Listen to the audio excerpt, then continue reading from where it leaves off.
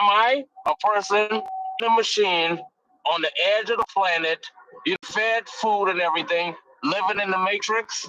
Right? That's like going to someone in the Matrix asking that dumbass question. But then afterwards, his homeboys and everything ran him out and was like, no, blah, blah, blah, blah, blah, blah, blah, blah.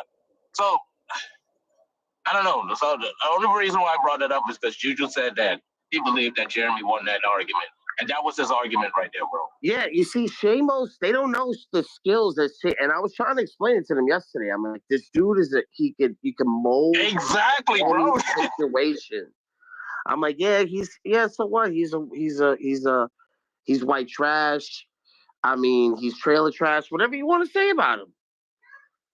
But when it comes to knowing topics, thinking on your feet, I mean, he's been around for a while and he's had these conversations like over and over and over and over and over and over and over. For years.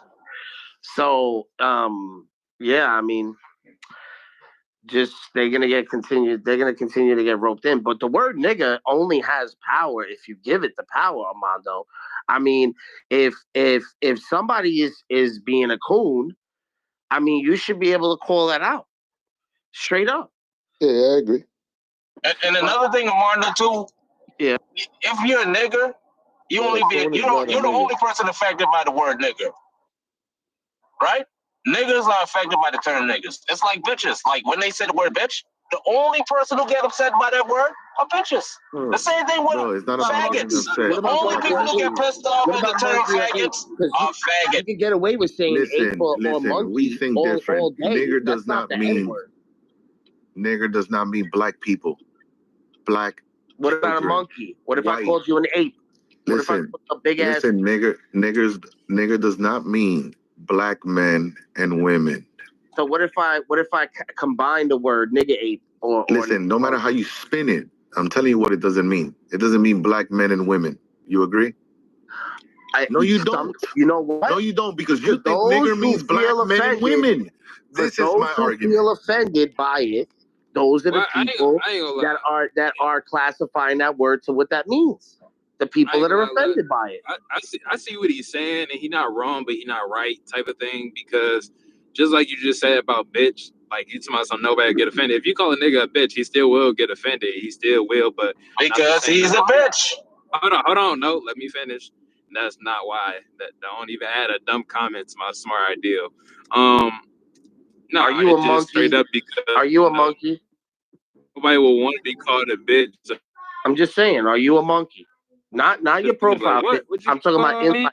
Now, a female will feel obviously 10 times more than a male, and will. If you call a man a bitch, he probably just brush it off. But if you call a female a bitch, she probably gonna go off like that's the worst thing you ever said to her in her life. Like just like with nigger, like black people will tend to have a deeper connection and feel into it versus because they are niggers. Like, hey, call it what you want, but yeah. Listen, you don't get it? Like, who's offended by the term faggot? If anybody call you anything outside your name, I'm pretty sure they're going to feel some type of way about it. No, I don't. You're like, who's it? Like, if someone called you a dago, would you be offended by it? I don't even know what the fuck that is. So no. Exactly. Well, it's a racial slur. If I knew that, then I'd have a problem. I'd be like, "Fuck you." No, it's only applied to. It only applies to Italians. What about a moolie or a moulignon? You know what a moolie is? Or are you asking? I'm asking you. Oh, it means eggplant. It means eggplant in Italian. Oh, well, yeah. I wouldn't feel offended to that. But English people say moolie. Somebody called you that. You didn't even know what it was. You see how you weren't offended? Yeah, if you don't know what it means, then of course it won't be able to affect you. You're going to be confused. That'll be your first reaction to anything. No, if it doesn't apply to you, you don't get offended. Like if someone called you a dago, I told you what it was. It's an Italian slur. It's a degrading word, what you call in Italian. A dago. Mm-hmm. I'm calling you a fucking dago. You hear that? Nothing. Mm-hmm. Nothing. But if I came from because you're not a dago. Now if I called you a nigger and you dang start jumping up, start cooning, you know what's gonna happen? You're gonna be pissed off. And you know the reason why? Kareem, I'm talking to you, bro. One guess. I'm waiting on you to answer, nigga. It's because deep down in your dang heart, you are one, bro. That's all. I mean, I guess.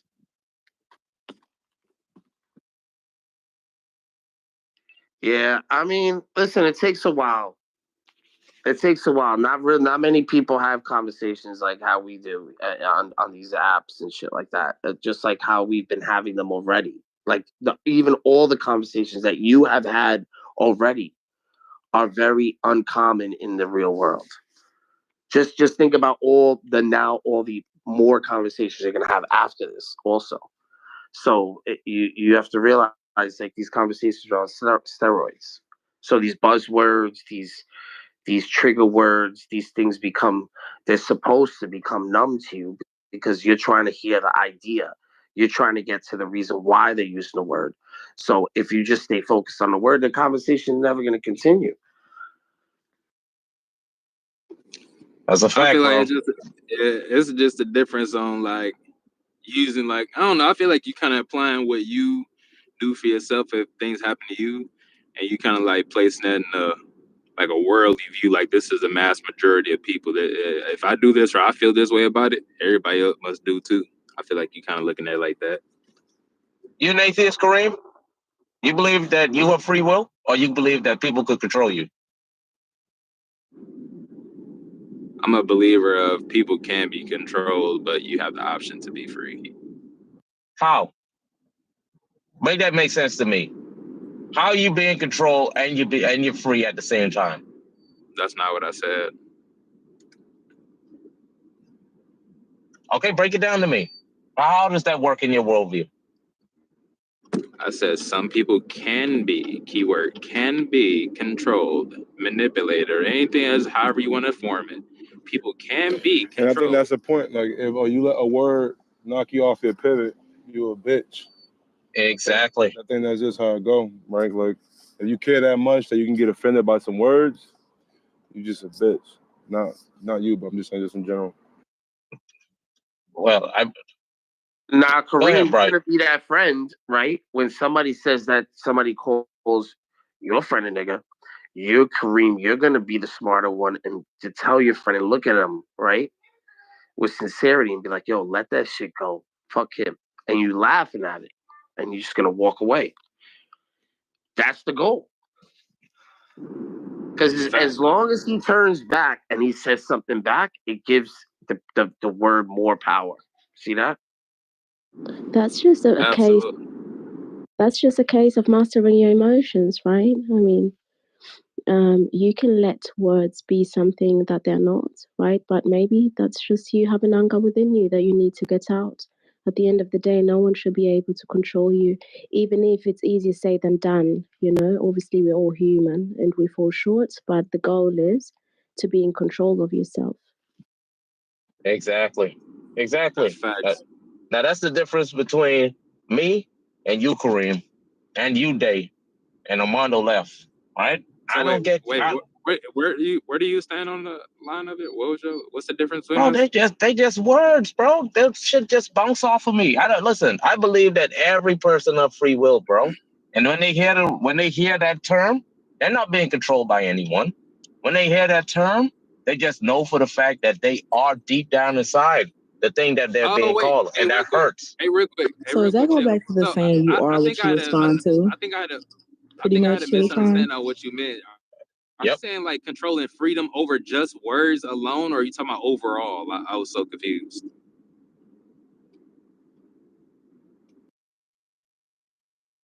Wait, what? Say that again? Because you were talking about free will, are you free and all that, versus control. Like, are you saying just over words? Like you was talking about this actual conversation we having now, like about like rhetorics and all that. You talking about that or in general? Listen, I think it's dichotomy, like a dichotomy. It's either you're free or you're not free, right? There's no in between. So that's what I'm saying. But right now, like you basing it off words at the moment. That's what we're talking about right now. We're talking about like words. So like outside of that, like what do you deem to be free? What is free then? Yeah, freedom is to respond, right? Freedom is the way you can respond. Freedom is the I don't want to say freedom is freedom. You know what? I'll get back to you. Let me find the words to try to express it. Give me a second. All right, because no, I don't feel that we are separate on understanding words are words and they only hold as much meaning and power as you give it. That we agree on. We're not at disagreements. I never said I disagree with that. I never said anything about it. What I'm saying is just the same way y'all just say you got to master your emotions for that to be possible. That shows that it does have an effect on you. You're just able to control if you're going to allow it to have it or you're going to learn to get over it, get past it, be better than that.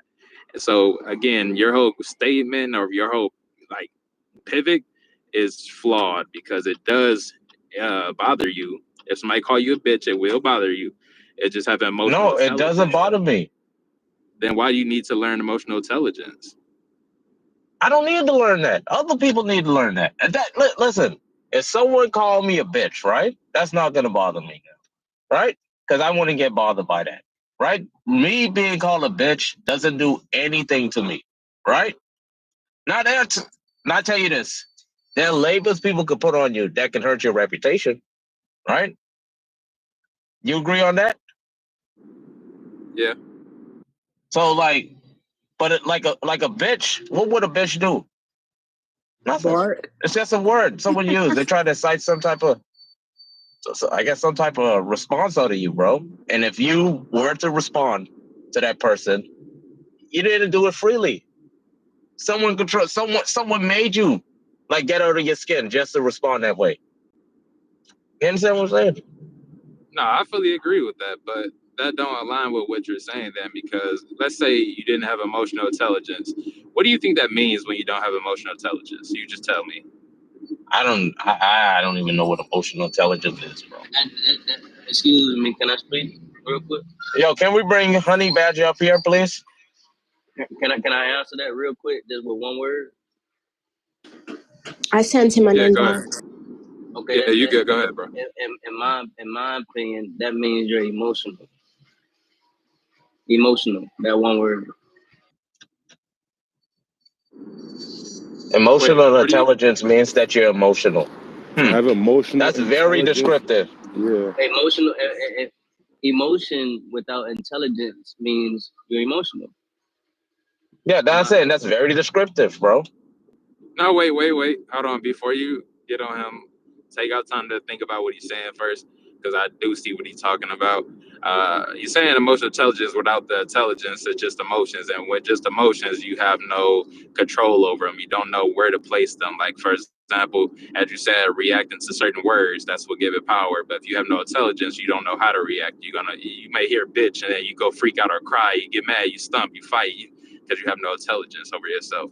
So again, your whole pivot of and then the fact you didn't even know what emotional intelligence was, just a flawed even conversation. It's kind of flawed. I'm telling you that within my worldview, the whole idea of emotional intelligence does not exist. It's either you're intelligent or not. Emotional intelligence ain't got shit. What? Emotional intelligence? Yeah, listen, it's like your ex-girlfriend says to you, like when she's trying to break up with you, bro. What the fuck is that, man?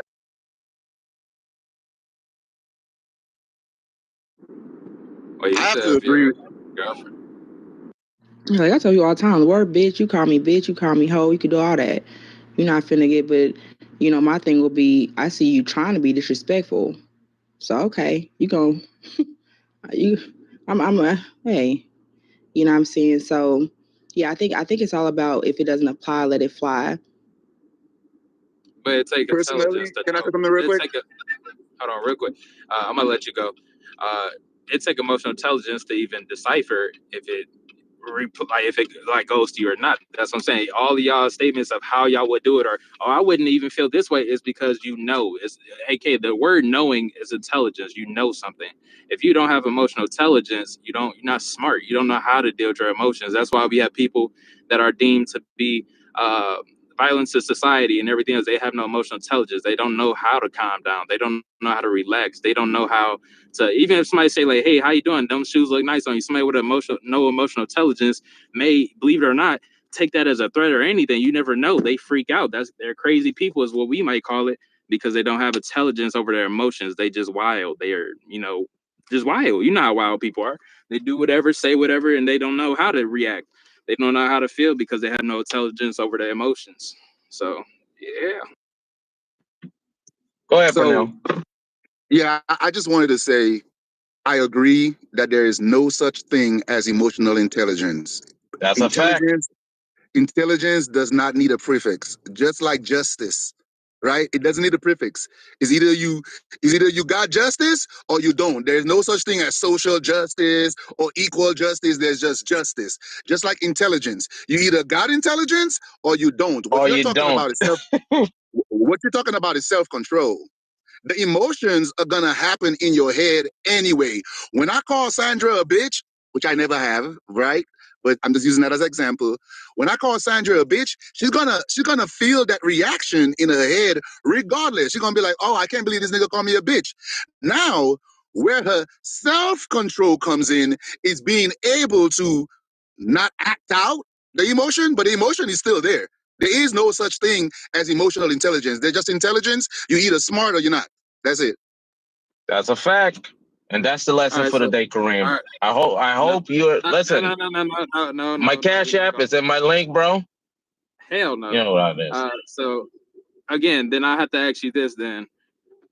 And this go back to you then, since you said that you don't need intelligence for it. What is the reaction, and what is somebody that don't have emotional intelligence? Because they made it for a reason. I'm gonna show you why it is a such thing as emotional intelligence made for a reason. So what is somebody define emotional intelligence first, bro? Because you're using the word and no one gave the definition for it. That way we know what you're talking about. But I'm saying, if you know what it is, if you don't, then it's crazy that y'all would have a stance on it, because if you don't even understand the other side, how Kareem, in my worldview, it doesn't exist. I'm telling you, define it. Define this concept that's foreign to me. Hey, Kareem, don't let them knock you off your pivot, G. Let them talk all day. Let them rest in his femininity. Go ahead, Kareem. Go.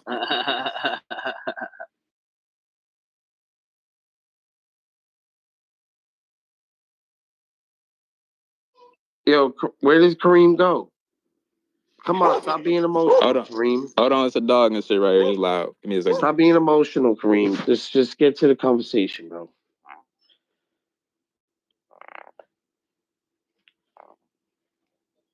What's emotional intelligence?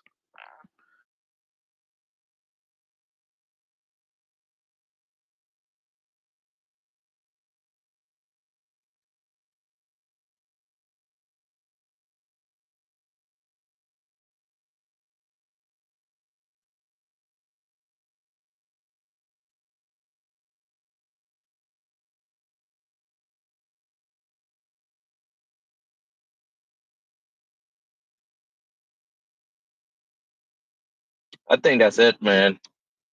That's the threshold. That's the amount of conversation we get up with Kareem. He hit his max. That's the quota for the day. There we go. Some other max. Pernell, you said you were in the military, right? Don't start the military talk. Okay, yeah. Because if he's a stolen valor, I mean, we're gonna find out real quick.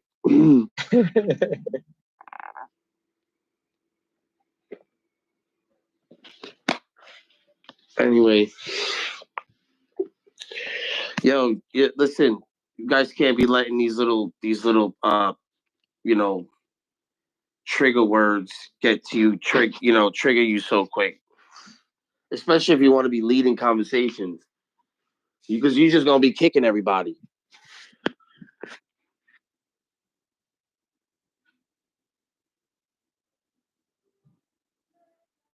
So you gotta listen to some Malcolm X too, bro. You're making them. You haven't listened to any of this stuff. How old are you, Kareem? Boy, like 25, man. Like 25, yeah. You gotta listen to some videos, bro. Malcolm X said it, he said it best, man. He's like, they will make you hate yourself. Okay? You go when you take a word like that, and you start applying it to yourself, you're going to start hating yourself. That's what they want. But Bard, you don't think this reminds you similar to Ape Gang, bro? What, this shit? I mean, Ape Gang was inevitable, bro. It was inevitable. Like, can I say something real quick, if you don't mind? No. Yeah, so I wanted to add to the intelligence.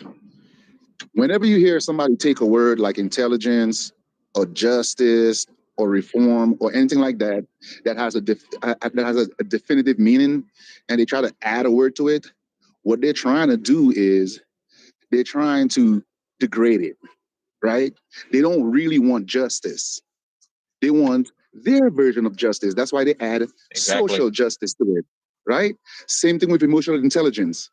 People try to use the word emotional in front of intelligence because they don't have any intelligence, okay? It's either you're a retard or not. Yeah, they're looking for something, right? Because they can't just be like, oh, I'm smart at this, right? How do you prove that you're emotionally intelligent? You don't have to prove it. You could just say, I know how to control myself, right? They whitewash. And then all of a sudden, just keep it real. And then all of a sudden, you get the accolade. You know what I'm saying? All of a sudden, you get the accolade as being somebody intelligent. There's no such thing as emotional intelligence. There's just intelligence, and there's a lack of it. That's it. Emotional stability. Being able to self-control. That's right. Emotional stability, self-control, but it has nothing to do with intelligence. You ain't smart. You just know how to control yourself. That's all. That's all that is, man.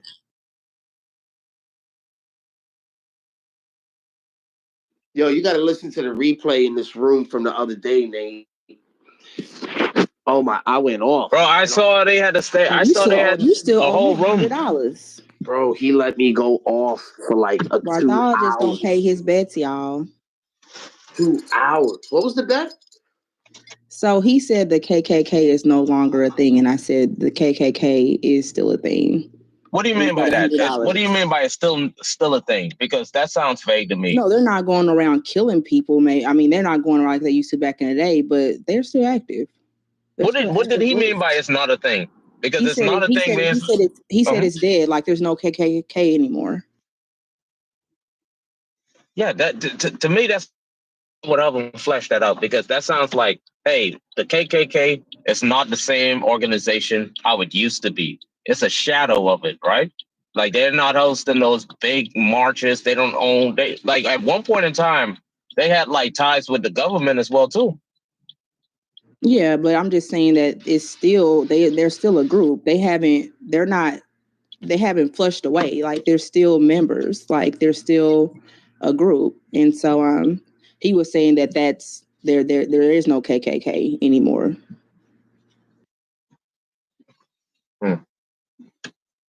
All right, when you said that there's no KKK, you meant that there's absolutely no KKK?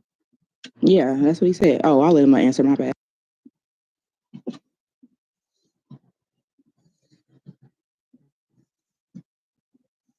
He's probably busy.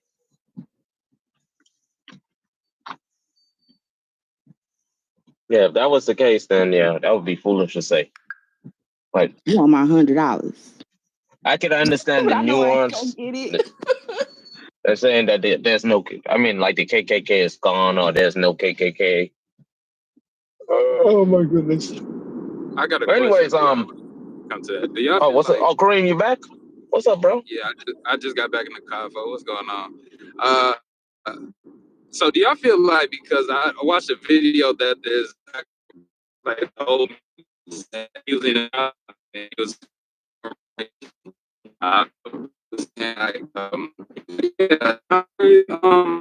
is he breaking up just for me, or is he breaking up? I hear him perfectly. You're in the Matrix. Nah, bro, stop trolling him. I hear him. Okay, go ahead, Kareem. Go ahead, Kareem. It was just me and Zah, I think. Go ahead. Nah, he in the Matrix. Nah, stop trolling. Stop trolling. Go, Kareem. Go ahead. Hold on, I'm in the back row. You good now, brother? You good now? No, I know, but I'm still in the back row, so it might go up and down. But basically, I watched this video. He's basically saying like KKK members don't need to kill blacks no more because like drop off some liquor and guns or whatever in the neighborhood and they'll do it themselves. Do y'all feel like black people took a big part of why they don't have to do it anymore? They start doing it at record numbers on their own. Hell yeah, niggas killing. Wait. You're saying that the KKK, the whole idea of the KKK existing was to kill black people, and now they're out of the business of killing black people because black people kill themselves with like liquor and I guess like drugs? No. Can I say something about that real quick? If you don't mind. Go ahead, Fernando. The KKK job was to suppress black folks. It wasn't to kill them. It was to make them vote a certain way, make them live a certain way, right? Which is underneath white folks, right? That was the KKK job. The KKK does not have a purpose anymore because Lyndon B. Johnson came up with a new strategy to suppress and control black folks. Welfare, the Great Society Project, no fault divorce, kick the husband out the home. They got it on lock. Now we are in a cycle of where we do it ourselves. They don't have to kill us. We abort our own children. As a matter of fact, we're marching for it. Yeah, let's kill them all. My body, my choice is my right, right? And then not only that, even when you're grown, they're like, man, fuck that nigga. Yeah, you know what I'm saying? We about to go end his ass, right? Mm. Like they now don't get it twisted. They made this paradigm for us. Lyndon B. Johnson made the paradigm. They set up all of the criteria that was needed for us to be who we are right now and the fucked up community that we got. So it ain't just black folks. There is an individual responsibility, but the Democrat Party under Lyndon B. Johnson set up the environment for it to be perpetual. When he said that he was going to have us voting Democrat for the next, 50 years or whatever the fuck he said, I believe that. Although I don't know if it's true that he said that, but I think that was the intent because that's exactly what the fuck we doing. They vowed that they would. Not for now. Stand. Oh, my bad, Chill. Go ahead. No. I cut you off. Sorry. Go ahead. No. I was just saying what Purnell said. You know, they made a vow that they were gonna do exactly what he said, and so far it's working. Purnell, don't you think that only affects like a minority of the black community? Like, I hear the point you're making, right? But like that group, like the things that you're describing, like, you know, I guess that degenerate, ratchet style attitude about life, that's only in like the poor places of the black community.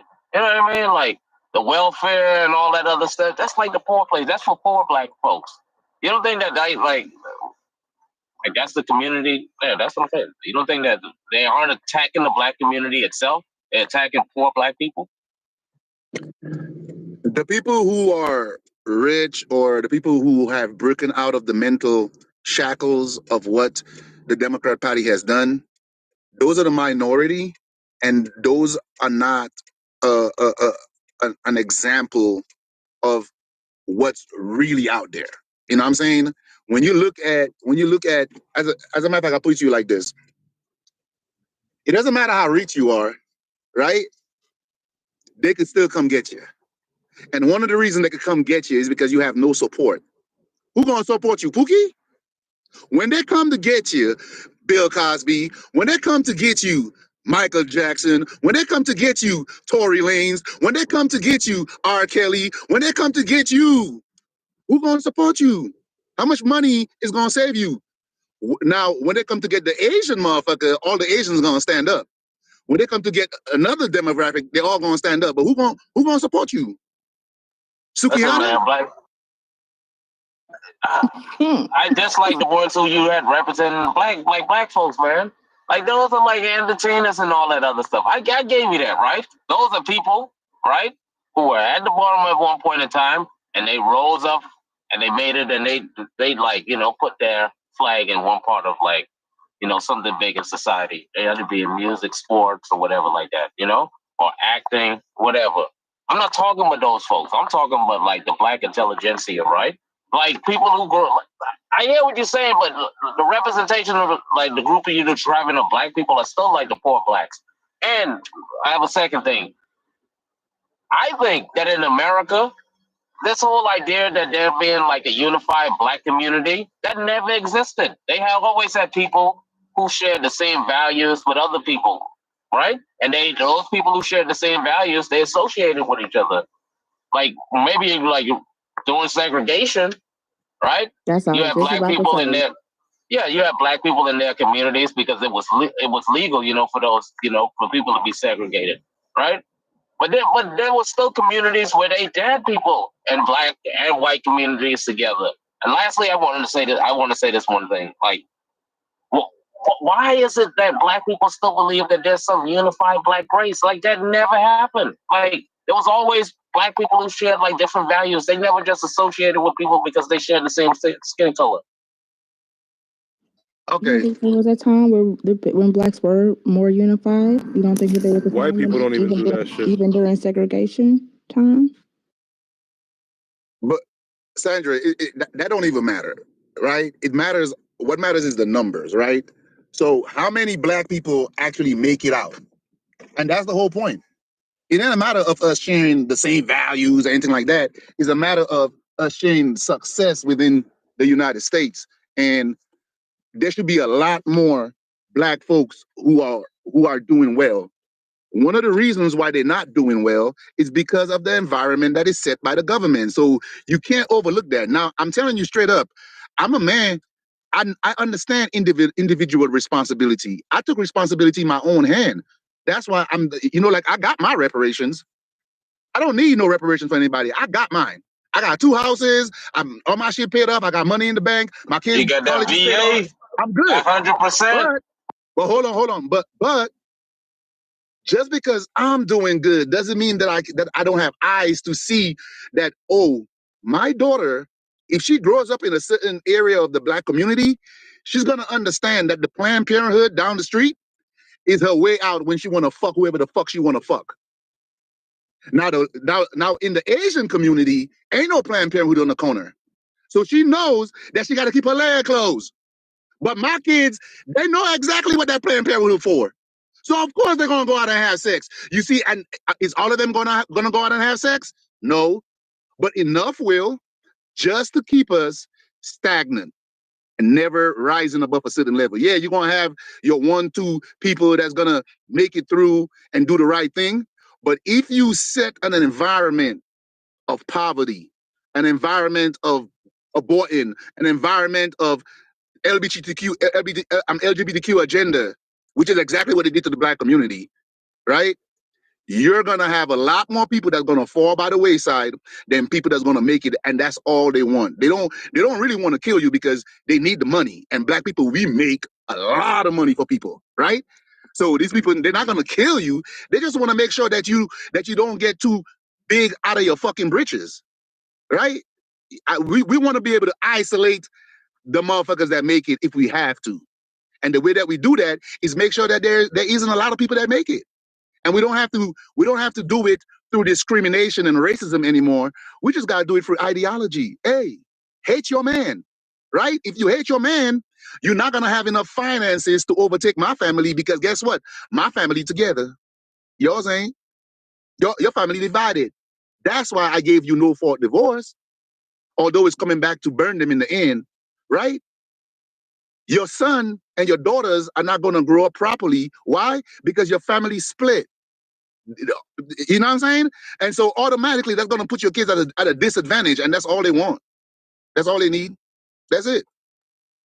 I hear you. Okay, can we bring up Chalante West, please, for the mods? Chalante West. And you know what, Pernell?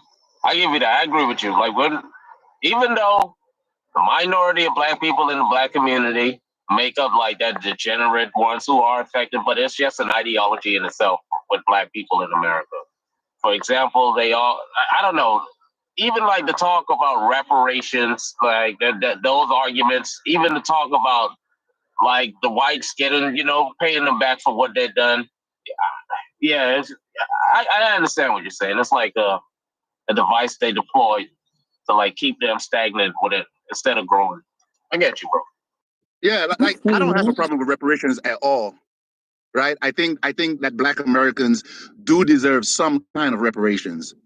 The only issue that I have with it is that I know for a fact these racist ass white motherfuckers is not gonna give it to you. Not gonna exactly. They're Exactly. the enemy. Why would the enemy help you? They're not gonna help you. They're not, and if they do help you, they're gonna do exactly what they did with civil rights. They're gonna put a poison pill in it to where they're gonna end up getting everything back anyway. And just to hop in, you know, and I've said this in the room before, when it comes to this reparation shit, while we sitting up here on our knees begging the master to give some reparations, people need to go, what I would say what they call massa. People need to go through the proper channels of going down their history, pulling their stuff, and going to the court for what they feel is owed to them. People don't want to put the work into that because they're not gonna hand it to you. It's not gonna happen. So, you know, I can appreciate, you know, having appreciation for people that these activists and stuff that get out there and yelling and shouting, and people going out with their signs and, you know, getting a cardio workout, you know, doing all that shit. But, you know, it's not gonna do shit. And even when it comes to the black population is killing the black population. Y'all killing each other. Then get mad the police get killed. You know, it's just like Purnell said, the abortions. People killing black population is blacks. And that's the truth. People get mad about it, but that's just what it is. Want reparations, go get your reparations yourself and quit begging them for it. And not just one more thing. Can I say one thing right quick, Purnell? Is it possible? Is it possible that we could bring up guava, please, guys? Can we bring up guava? My fault, Purnell. Go ahead, brother. Yeah, you good, bro. I just want to say something real quick. That the reparation talk, I always try to advise people only talk about reparations among black folks. Nobody else need to be privy to your conversation about reparations. Yeah, you know what I'm saying? We talk about reparations amongst ourselves and what that's supposed to look like and how we're gonna go about and get it. You do not tell them, because as soon as you tell them, they're gonna make moves to prevent you from getting it. They're not your friend. They don't like you, right? I mean, you've been saying that for decades now. When are you gonna understand that these people don't like you? They're not gonna give you nothing, not for free. You gotta take it. You gotta go out there and you gotta take it, and don't tell them how you're gonna do it, because as soon as you tell them, they're gonna be like, all right, bet. I'm gonna figure out how to counter that. They're gonna pass a bill, right? They're gonna pass a policy. They're gonna put up some jackass to like Brandon Johnson to be like, yeah, reparations, yeah, let's go, reparations, and then give all your money to the freaking migrants. And they sit back laughing. Look at these fools keep sitting back begging and marching. Look at these. Look at the dummies. That's what they do. They sit back and laugh. It's a fact. Why is it always called begging by outsiders and stuff like that who don't understand, like, these conversations actually turn into legislation? Can we talk about that part? Like that's even how a lot of stuff get done, and just like this. Well, why can't I call it begging? Doesn't it turn to begging if you keep asking for something? Isn't that begging? So the immigration reform bill, that's begging too, huh? What I'm saying is, you said, why don't you say no? You asked me. I asked you a question. You got it. Because you put a question to what? Hey. Wait, you put a question to the table and you said, why do people say it's begging, right? And so then I said, because I'm the one that said it. I'm the one that said begging for it. So sure. The thing about it is, it turns into begging once you ask for something and you keep asking over and over again. Y'all here with y'all signs, marching and doing all that. That's not called begging. So they said no though? Have we got like a clear no? Just answer that. Like, have they said, look, niggas, we ain't finna give y'all this? Have they said that? Shit, they probably ain't got to. Let me answer that. Listen, they ain't got to. But the point too. is, that's why I call it. I'm just letting you know why I call it begging. No, I know. Sandra. Hey, Sandra, real quick. I just thought about something when you said begging. Anti-Martin Luther King stuff, but go ahead. You can call it. I've been called a coon. I've been called all type of shit because I tell the truth. I ain't here to beat you up. I tell the truth when it comes to us black people, and black people don't want to hear the truth. That's the problem. And her truth, boy. It ain't my truth. It's a fact. About a lot about her y'all truth. Begging people. Y'all begging got people to the to give polls and y'all the campaigns something with her truth. Instead of going and doing y'all history, pulling up y'all shit. Y'all feel like y'all have land and stuff that's owed to you. And you dig that shit up, you go through your history and you go to the courts and you claim what's yours. That's what you do. Are you sitting here begging them real quick. Before you ask the question, Chalante, I got to respond to something that you said. Well, go ahead. Yeah. Go ahead. No, Kareem wanted to say something first, so go ahead, Kareem. I'll talk after you. I appreciate it.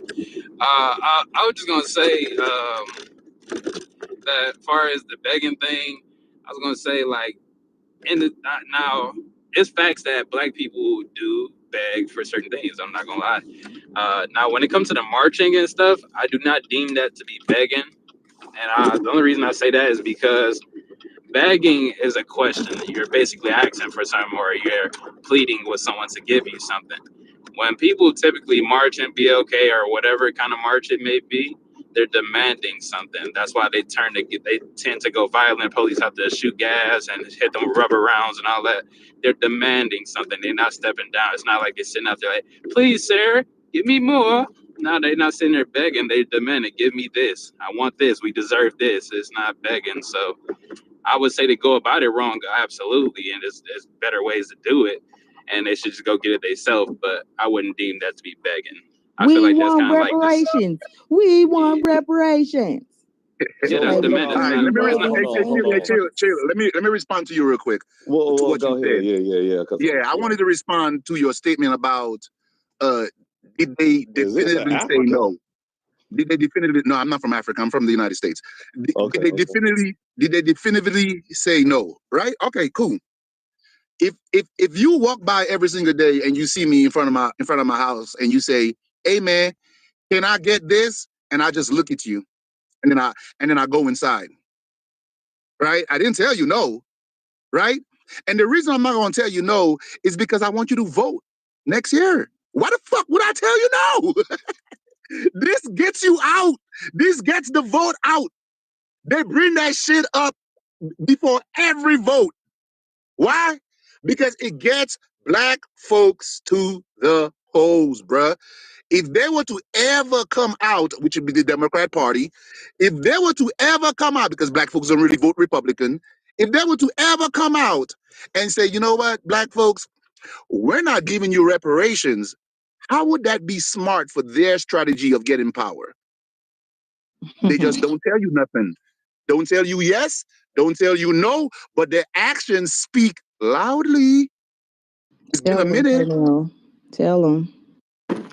Facts. And you know, black people ain't ready to sacrifice shit. Y'all ain't ready to pull y'all money and sacrifice and let these companies and these people that do have the power. Y'all ain't ready. We've already sacrificed, sister. What are you talking about? Y'all ain't ready the history of why we requesting reparations? I think she's saying that you guys ain't ready to sacrifice. Sacrifice now. Like back then, you had no choice. Exactly. Now you have a choice. I'm not gonna go out there and donate my money for a bunch of grateful people. I'm me.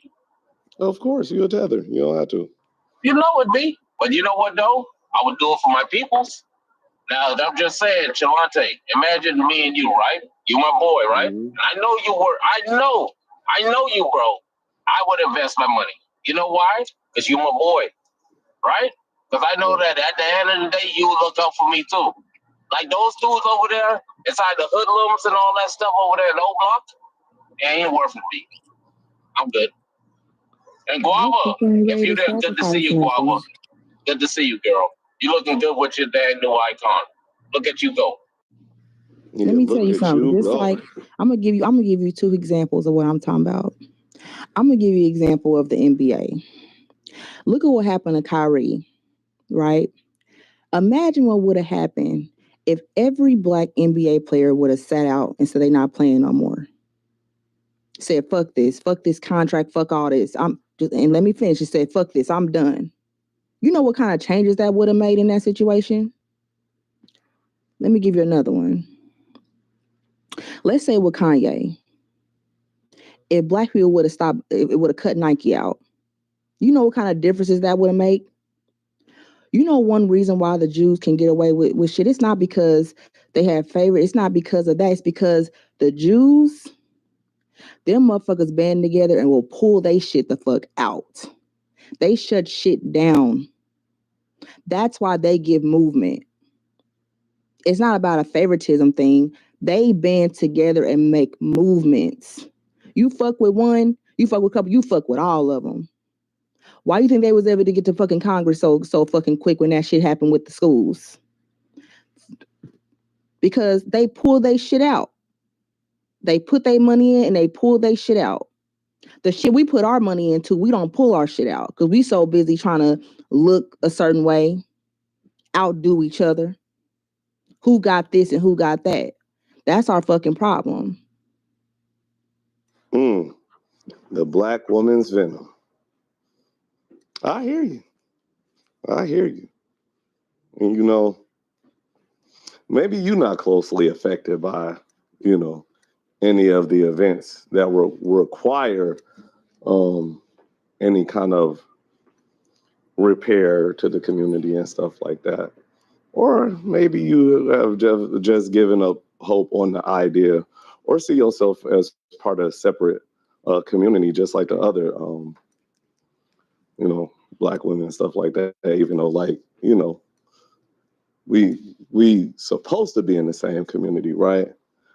But we've been broken apart. There's no other minority group that you can equate us to. You can name all the Jews, the Latinos, the Portuguese, the Venezuelans, the Peruvians.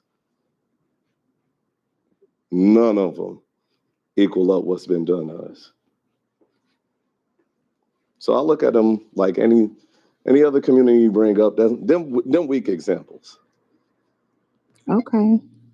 Well, let me tell you this. When it comes to, I don't know how all black women speak. What I'm saying is the examples I gave you was just a point of saying change that could be made. And as far as my community, let me tell you this. I grew up in a rough neighborhood. I grew up damn near in the slums. I also used to live in the West Side Projects Bottoms in Kansas City, Missouri. And you know where I live now? Yeah, I like my life, like the way I live, like the city I live in. On the Kansas side or most side? Oh, definitely the most side. Oh, okay. All right. So you know I know a little something about uphill, downhill. Oh, okay. So you know Jackson County. So, Let me tell you, I grew up on East 42nd Street. I used to live in the West, and I used to live in the West Bluff Bottoms, but I grew up on East 42nd Street, right in the heart. So you know ain't about gotta do all know. that. You can just, you know what I'm saying, on the replays. You know, no, I'm not gonna give the full address, but my point is, you know, so it's not so much as like feeling like I separate myself, but like even when I have these conversations, right, and I'll say some truth when it comes to certain shit, and I get called a coon or I get called this and that. People don't want to hear the truth, and I think it takes a matter of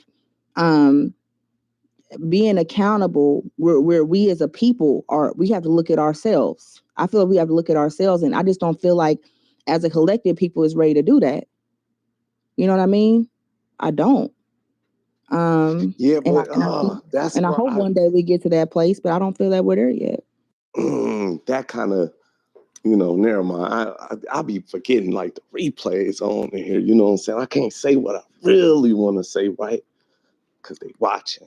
Watch them. You gonna make it out of the dens, out of that Datsun, you know what I'm saying? That kind of shit. Yeah. Fans watching, bro. Go ahead.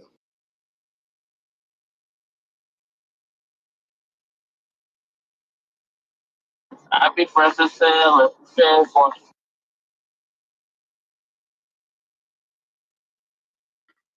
The streets is watching. Clubhouse isn't watching. Nobody will. I thank you again, Armando, Pernell. What's the sorry? Sandra, Pernell, for hosting such a beautiful conversation. I appreciate it. Yes. It's always a pleasure. Lastly, I just want to say this. When y'all assemble your team, right, just prepare for blood.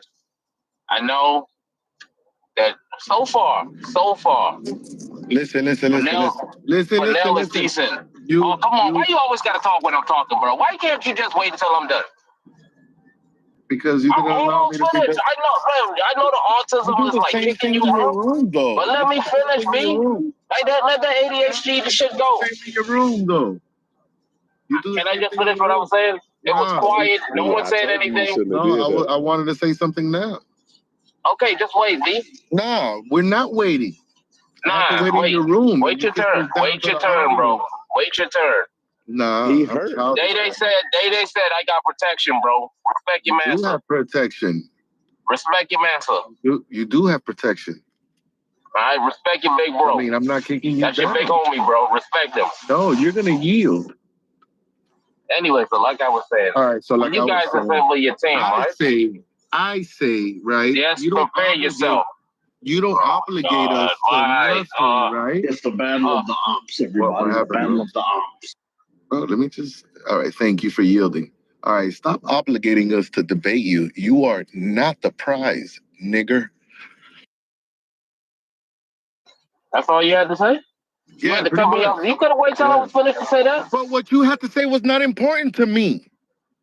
Okay, I'm talking to the room. Who is it important to? What you have? You gotta stop making shit important to you, important to everyone else, bro. Oh, you're not drunk today. Oh, you're not drunk today? Nah, not today, that's bro. That's a low blow. He's not drunk. He's a little tipsy, but he ain't drunk. So like I was saying, like so far. Say you're lying to me. Oh you're my always God, drunk. bro! Just wait. You're always drunk. You but like I was saying, every now and then a Parmesan, but that's okay. Lastly, my point is this: so far, you guys got. Let me finish. You guys got Pernell. You are drunk with let me finish. Pernell is like maybe the best interlocutor you have here. That might be the best. But it takes more than Pernell. Bro, this nigga thinks he's puffy. We got 8 Pernells, bro. Just so you know. 8 Pernells ready. Bro, come on, dog. You're not puffy, bro. You know, I think I'm pretty good. You're not puffy, bro. You're not setting up nothing. But I definitely agree. You see what I'm saying? The dude muted me, bro. Like, that's crazy. Oh, I didn't know he muted you. I thought you muted yourself. You ain't gonna let him get it off? Like, that's crazy. No, I thought he muted himself. I didn't know that he got muted. Nah, Sandra, you good. You can finish what you were saying. I'll go after you. It's better than getting kicked out. I want you to finish. I didn't know you got muted, babe. Go ahead. Yeah, but who sent people to the audience? I could have sent you to the audience until I finished talking. Come on, Armando, bro. Chilante, you stop sucking his dick in front of me, all right? Nah, it ain't. It's being fair. Yes, bro. you are. Spiritually, you're sucking his dick. We don't do all of that. You stuff named yourself after this heathen, nigga. You suck his dick more than everyone. Okay, just relax. My name is Nathan, bro. Hey, listen. I say you don't have to cheerleader for him. I kind of like Nathan. It ain't cheerleading. It's being fair, bro. Yeah, that's all it is. You probably don't know about fairness. You're an atheist. I get it. You don't know about fairness over here. You both niggas are goofy. Call it what you want to call it, bro. I don't know. Based off the conversations y'all had today, though, I don't see the fear in it. Oh, Chalanta, you're atheist? Never. Oh, okay. Well, then give me God's name, or else Can we bring up love art, please? But I just want to say this last thing. I was trying to say this. As long as you don't come trolling with that troll voice. Can you do your regular speaking voice, love art? Because I do like your speaking voice. Can you do your speaking voice? Yeah. The radio. You sound like if you believe in God, you will tell me his name, or else your God does not exist. John. What's going on, love? What up? Can I get about 45 seconds just to get my point across? What I was saying before I got muted by Armando. Biblical. You got a transforming God. Your God transforms according to your own will. I have no idea what God you just presented, but I said, give me his fucking name. Armando, let me just tell you something. A rule of thumb is this, bro. You can't mod and hold a conversation at the same time. You can't mod and have a conversation at the same time. You got to do either one, bro. It's certainly not a biblical God, but we know the Bible. Yeah, you got to deal with item 1 before item 2. Exactly, bro. Killed your piss ass with one swoop. We all know you can't chew bubblegum and walk, bro. You'll fall down. But what God do you believe in? He's obviously not the one in the Bible. So like I was trying to say before I got rudely interrupted, I was simply trying to say this. Listen, Cornell, it's like one of your best guys, right? Nameless God. He's articulate. He has a good amount of nameless God, right? God doesn't have a name. And then you mod abusing, bro. Can I just finish what I'm saying? What about me, Chiltron? I was trying to get there. I couldn't even say it because the thing don't keep muting me. I ain't gonna answer him to this. He is recruiting. I don't think he's recruiting. Make the business exchange fast, so we won't have to waste time. No, we don't want y'all always. You take ours. Yeah, anyways, like I was trying to say, I said, you niggas are talking about us 24/7. Hey, are you we guys just like met fans you, of each nigga. other with a chill name? Listen, and one is Chiltron and one is what? Oh yeah, I'm definitely not. Yeah, they're like nigga, you the a yes man, nigga. You better kiss his ass, nigga, forever, nigga. No, we got another weird, bro. that can fight him. Hey man, let's clear this up, man. Let's clear this up. Where's Uncle Ruckus? Go ahead, this dude is weird, bro. The power and dominion of this coon ass nigga. Well, let's hear him out. We don't smell pussy, nigga. The fuck out of here. Nigga. We smell pussy. Go ahead, Chiltron. Thank you. Like I was trying to say before I was interrupted, man. From my experience, right? You got some decent people here, right? So far, if it was a debate, Purnell might be a tough opponent. I think am I in the Matrix? There you go. Sandra might be a tough opponent, but Kareem, Armando, I don't know, man. Those dudes right there are the bottom of the barrel, man. It was the simplest argument. The simplest argument. We had an argument. So let's hear him. Come on, bro. Let me just get it. Let me just finish. Like, come on, bro. The autism. Sandra, brilliant. Purnell, brilliant. Yo, chill. Right? And you know what's crazy? According to what Purnell measure? used to be. According to what measure, you stupid bitch? According to whose measure?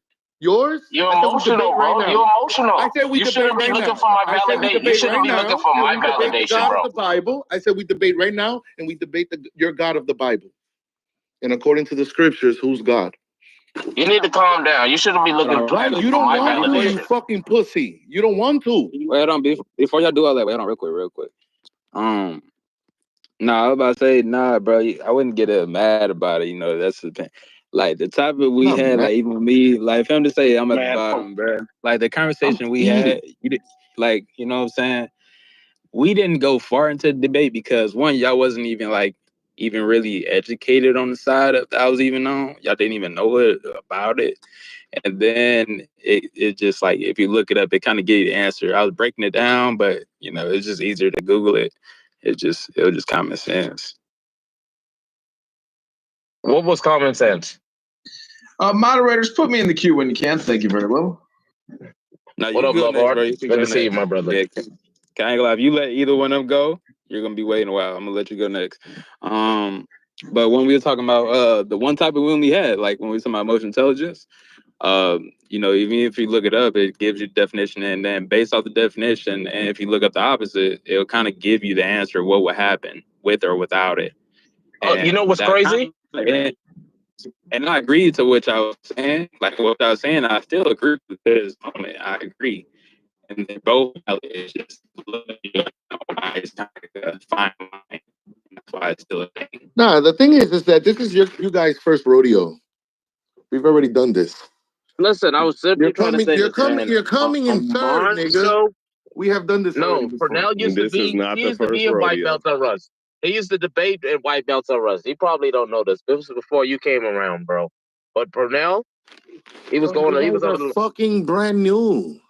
Shut the fuck up and new agey too, nigga. Get the fuck out of here, King. You suck at fighting too, Armando. We need to put you in the dojo. I mean, just prove it though. You gotta fight. You gotta fight the white belt. You remember that game of death, like Bruce Lee had to fight up the stairs and stuff like that. Listen. Yeah, we you know gotta many make it to the jokes. second I know you're the You ain't other comedian. level, bro. I know you're the comedian of the group, nigga. I say you just prove it though. I say prove it. I'm all around, buddy boy. So you're also the comedian of the group. I'm in these streets. I'm in these streets. Love or why? The fuck was it? You have such a I'm good smart. I speaking just so happen voice. to be I don't funny know too. why you do that. I'm just saying, When I'm you around. talk normally, You got a problem in this clown town, you can come around and find out. You're just really putting a good voice to waste. Say something smart then. Stop complaining No, about my that was a nice. I was actually giving you a compliment. What you got to say? What you got to say? You an educator? You a doctor? You gonna teach us something good? What you got to say, girl? I gave you a compliment, actually. I didn't say. I don't like flattery. What you think about that? Fuck your flattery. I don't need your flattery. I didn't ask for your no motherfucking flattery. Now stop flatterizing me and go on and say something smart. I'm not trying to flatter you. I'm just speaking my opinion. All right, now, as long as your opinion.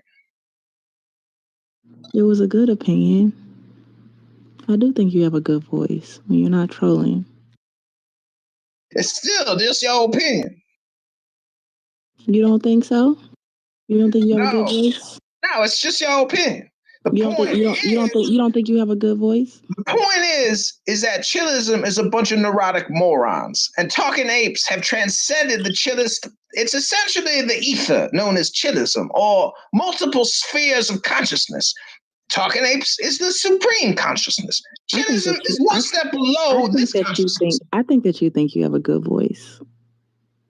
I think you think that I got a good voice, but I don't care what you think. What you think about that? I do, but I think that you think the same thing. I think you thinking too much and talking too much. And you ain't sharing them out with love. And love is all there is. I'm not thinking too much. I'm just saying my opinion. I don't think too far into it. Well, I love your opinion. But unfortunately, it ain't a fact. It's just your opinion. And so is yours, right? So when a troll compliments, it's actually disparaging, and you're embarrassing them. Embarrassing them? There ain't no ego. I can only take that high troll voice for so long. But that's what I'm saying. Like, look at the way Chilante talks, and like the way Chilance talks. They're fucking bots. You guys can't hear the robotic nature in them. Like, oh, you're making them look bad. Like, this is a fucking gang versus another gang, nigga. You a gossiping bitch. That's because you trying to look for man, passion nigga. where there And is you not. a man, nigga. You don't deserve No, passion. man, he's the kind of guy that don't want to spend $40 on a ticket. You. Whatever. Hey, you just cheap, Chilante. You Chilante cheap. In your own house. Back to the chillism tornado of mental health derangement syndrome, low IQ, and Nathan. I saw Nathan's. Nathan has a mental health derangement syndrome and brain damage. And Uncle Ruckus is gone, and new strength has. Hey, how about love is now in control. Love, why don't you Silverback will rise to the preeminent. You will do what love tells you to do in the strength. Hey, hold on. I spoke to Uncle Ruckus' wife last night. I think love should Uncle represent Ruckus' wife gave me the blessings to take over. Hey, I think he should represent us in chillism. Hell no. Why not? Bro, I think it'll work out just fine. You just trust the process. You know what? I agree with him. Of course you agree. At least he trust the process, though. No, Chilante, you don't agree. He's gonna kill them. No, yeah, he's gonna kill it all right. Even though a lot of his friends is over there, so Caesar! If I die, Purnell is my number 2 in command.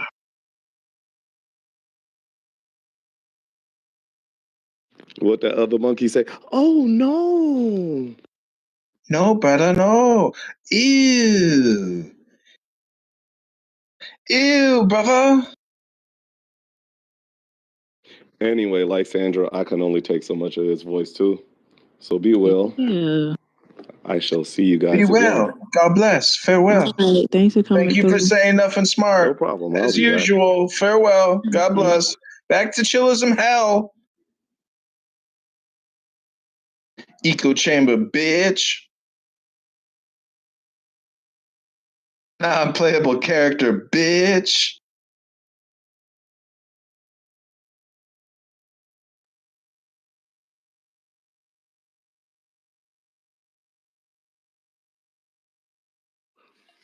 Unplayable character. He has no soul. No, he's got a soul. He just ain't got no love in his heart. He isn't laughing in his heart. He's too serious. Damn happened to love. Love is the truth. The truth will set you free. The earth is love. You are love. Rise above hate and embrace the light of the love. You're gonna come. Vote for Trump and go to the gym, fatties. I love it. No, you know who we need to debate the religion part? God's lawyer. Who is that? The devil? No, he's a Jew. He's a Jew like you. He's one of your people. A Jew? What the fuck is that? What you are? Fuck, there you go again with your opinion book. Pull out your fact you're not a Jew. All this. Okay, well, my mistake. I could have sworn that you were. No. How'd you get that crazy idea in your head? Faking, that's what you were faking. And now you talking. Well, anyway, and you were faking, I think. And now you talking. Anyway, you ain't got no back book. Oh my God. You got an opinion book in your back pocket. Stop! I'm gonna put you to the goo. So yeah, I think that God's lawyer would be a good contender. He sticks straight to facts. I think he'd be a good contender. Fact up. Mute up. What you got to say? Something smart? This is clickbait.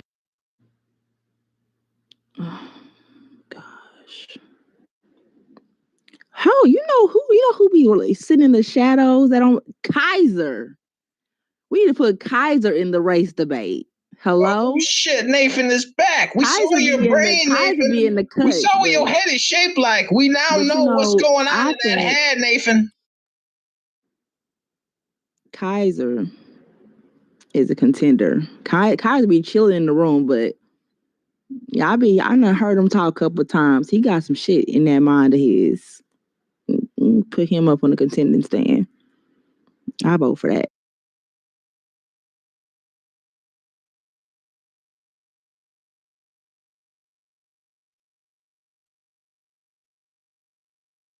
So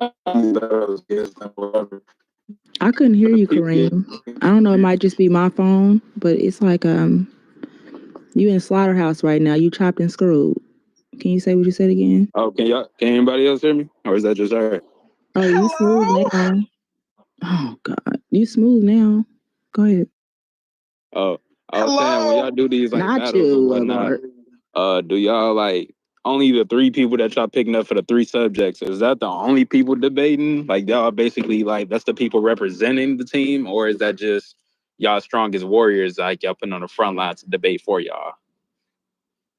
I'm just trolling. And like y'all gonna be debating with them. Like is it gonna be you basically what I'm asking? Is it gonna be like here? They were trying to debate for real.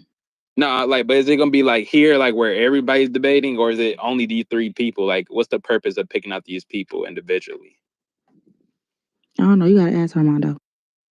So y'all I was just talking about how people are good, what they're good at. I thought that was an actual thing y'all do. Like when y'all go to their room, like y'all have people picked out to go against certain people or whatever. No, we never done it before. I think it'll be fun though. But no, I don't think we've ever done it before. But I think that it'd be fun to bring everybody together and do it. Oh, okay. So okay, that sounds good. When do we plan to do it, or is it just idea? Or... I don't know. I think I was just playing on to their childish ways. If you guys really want to do it, I mean, we can. I mean, I just all you're think kind of asking like is what for I the do with support. Flat Earthers. It'll be entertaining.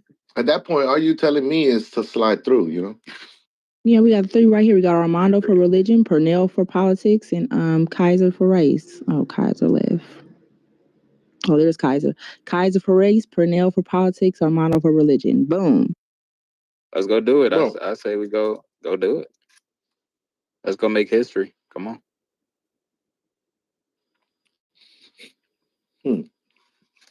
Loki, it'd be entertaining when you do it like that. Cause I'll be doing that against the Flat Earthers. Like we just grab a group of people, head over to their room, and yeah, go at it. Well, I kind of volunteered Kaiser. He ain't said nothing. I kind of don't worry. He didn't reject. He didn't reject what you said, so he going. He going. I'm here. I'll be there. See, there we go.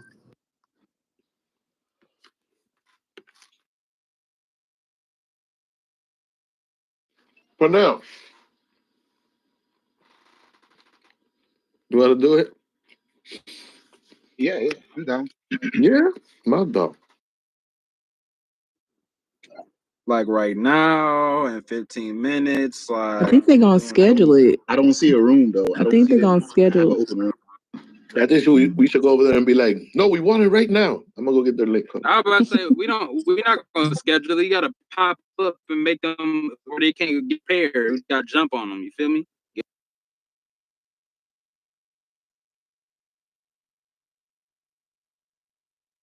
Bro, if you do the Jamaican thing, it's a wrap.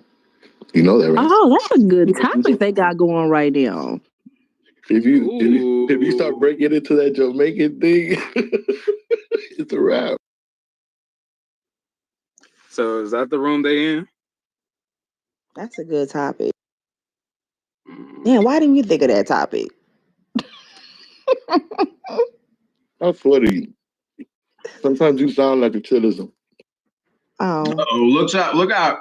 Here comes our Canadian intellectual ape.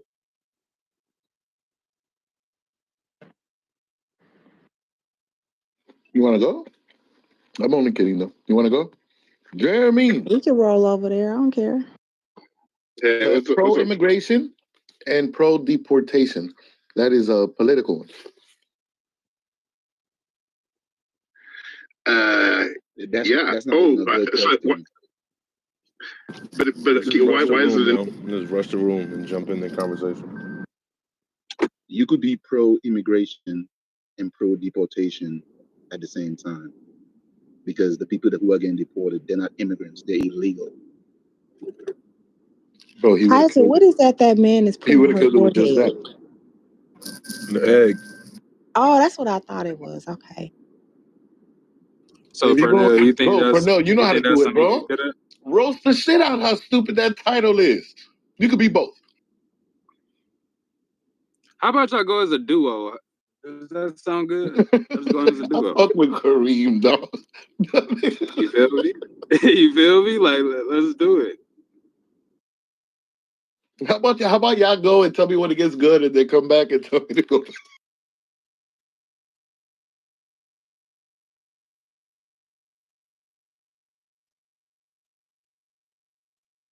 Did they just go over there? Be right back. Yep, be right back. You want to do it? Let's go, Sonia. Shut this thing down. What, bro? I'll let you. I'll hop. Love. Hey y'all, I'm still at work. Nah, it's all good. We're gonna go the bomb chillism's room. Oh no, I'm not going back there until next week. So when y'all create a room, let me know how it goes. I'm about to go somewhere else. You can hold it down with Love. I don't think Love wants to go. Oh heck no. Heck no. You also never replied back to my back channel when I asked you why you had that PTR up. Which one? The one where they had me on trial. Had you on trial? It was the Concretia room. The replay. Busted. Well, the thing is, I don't recall. Are you referring to the pictures I sent you, or not at all? No, you had it as Okay. your PTR.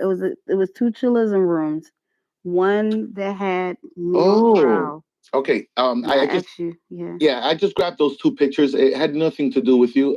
As a matter of fact, I think it had to do with the amount of people were in the room, right? Oh, okay, got you. Okay, got it. Yeah, it was just a coincidence you were there. Okay. Look at this All guy. right. He said busting and left. I bet you- All right, I'll see you later. All right. All right.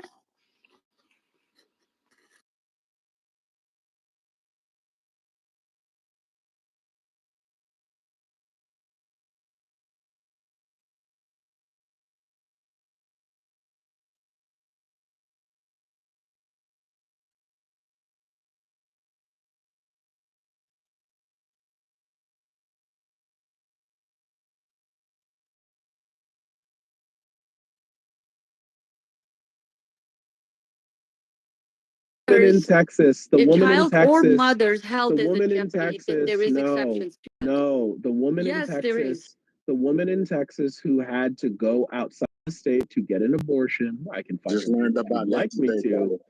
Just learned about that today. She had a fetal abnormality that was incompatible with life, and Ken Paxton, the attorney general, and she got a waiver, right? So she went through this quote unquote exceptions that the Republicans claim to support. She got the waiver. Ken Paxton threatened to sue any doctor in Texas who performed that abortion, even though she had the waiver. Hey, Thugger, can you answer something for me real quick? Is this the lady that stayed in prison in jail for 22 days after she did what she did? No, that's a different woman. That's a more recent. Okay. That's a more recent. So This is like last So year. that's what I'm getting at. I'm getting at stuff like that too, because it's broad. It's very broad. But all we hear is abortion. All we hear is you don't want to kill. You can't just go have an abortion, and that's all we play on. And it's playing on the strings of society's heart. Because why? It's broader than just the abortions when it comes to women's health. It deals with it and it circles it, but it's more than just the abortion itself. That's all I'm saying. So I That's all I'm understand that, but here's guys are not saying where what you're it is. wrong. No, here's where What's you're funny wrong. is you guys are not saying what it is. What are they stopping women from getting their health? You just said, like, if your mother's life is in danger or the babies, the doctor will inform them. That's not true, dude. I gave the concrete example. The actual example. Here's where you're wrong. Ken Paxton threatening to sue. One at a time, guys. One at a time. One at a time. Real quick? I don't have much time to speak, but I would like to jump in real quick. You can't tell me why I'm wrong yet. Here's where you're wrong. You cannot talking to her. No, you're wrong for being a foreigner. Yo, Mrs. Chill is an actual medical professional. Can she get in there? Because I want to hear what she got to say. Can I please? Yo, Mrs. Chill is an actual medical professional. Can she get in there? You're concerned about one mic on Angel. one mic on Miss Chill. Angel, move out the way. Angel, move out the way. Yeah, Miss Chill, go ahead. Get your own room and then you can Miss Trill is a medical professional. I'd like to hear. Move out the way, Angel. Thank you, Miss Chill.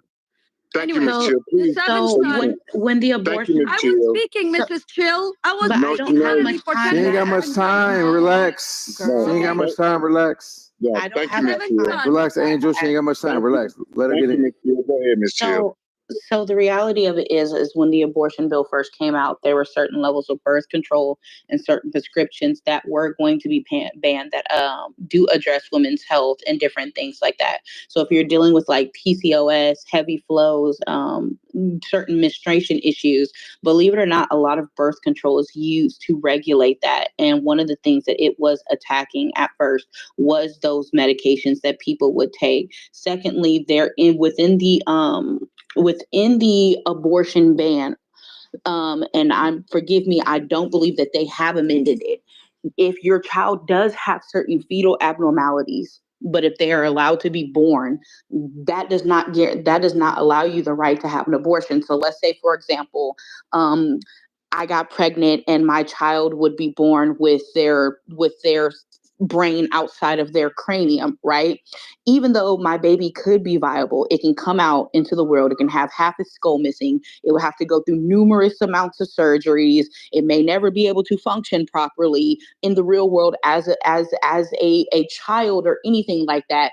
Technically, I would not be able to opt in for an abortion, which in my mind, if my child was going to be born with severe medical defects, they would have to have multiple surgeries throughout their life to fix and still not be a functional individual. I would say that's grounds for termination. And abortion. How rare is this, though? How rare is this? So once again, I dwelling would like on the wrong shit. Dwelling on the wrong shit. Go ahead and finish. Can she land before y'all lose your minds? Can she please land before y'all lose your minds? Yeah. If anybody else interrupts Miss Chill, you will go to the audience. They're Yeah, using Miss Chill, terrible, please, rare sweetie. examples. Terrible. So, and it's really not that rare. It's quite common Yes, for. it is. Can I finish?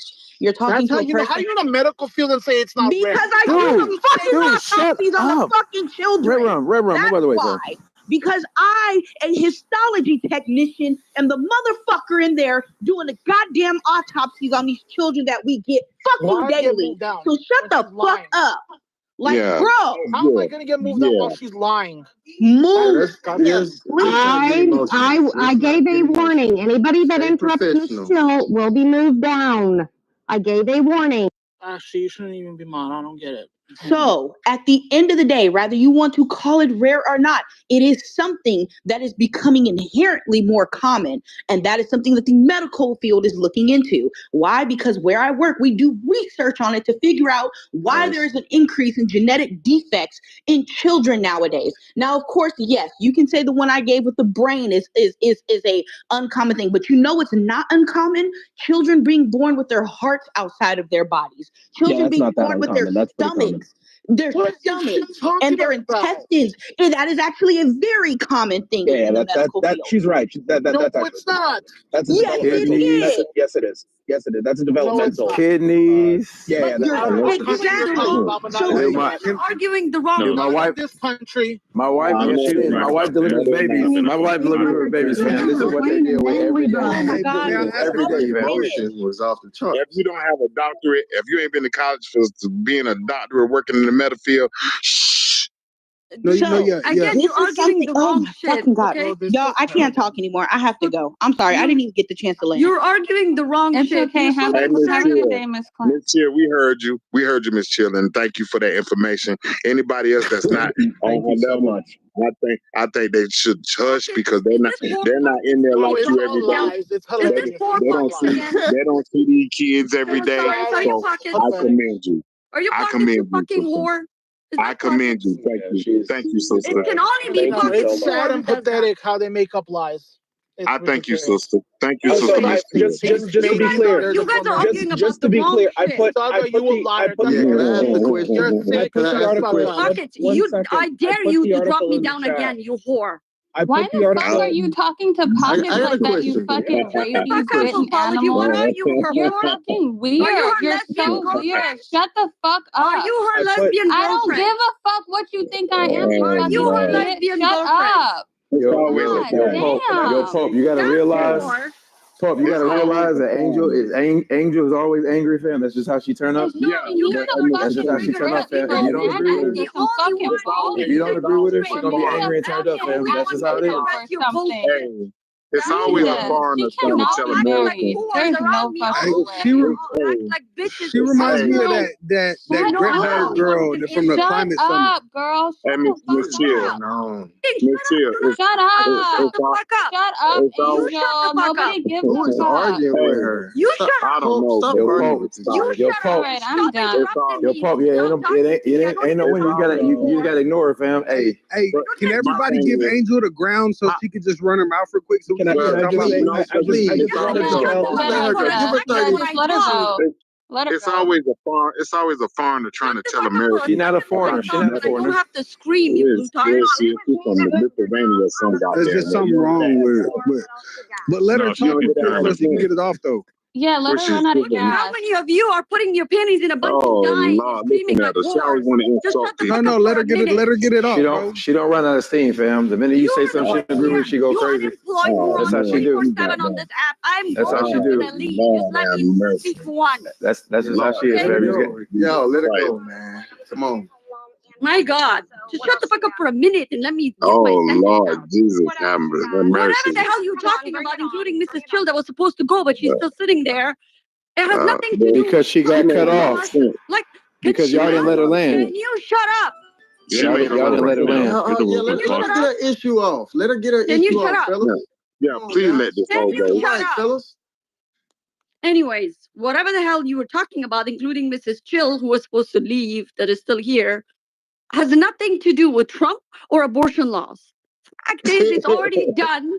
It's already done. It's given to the states.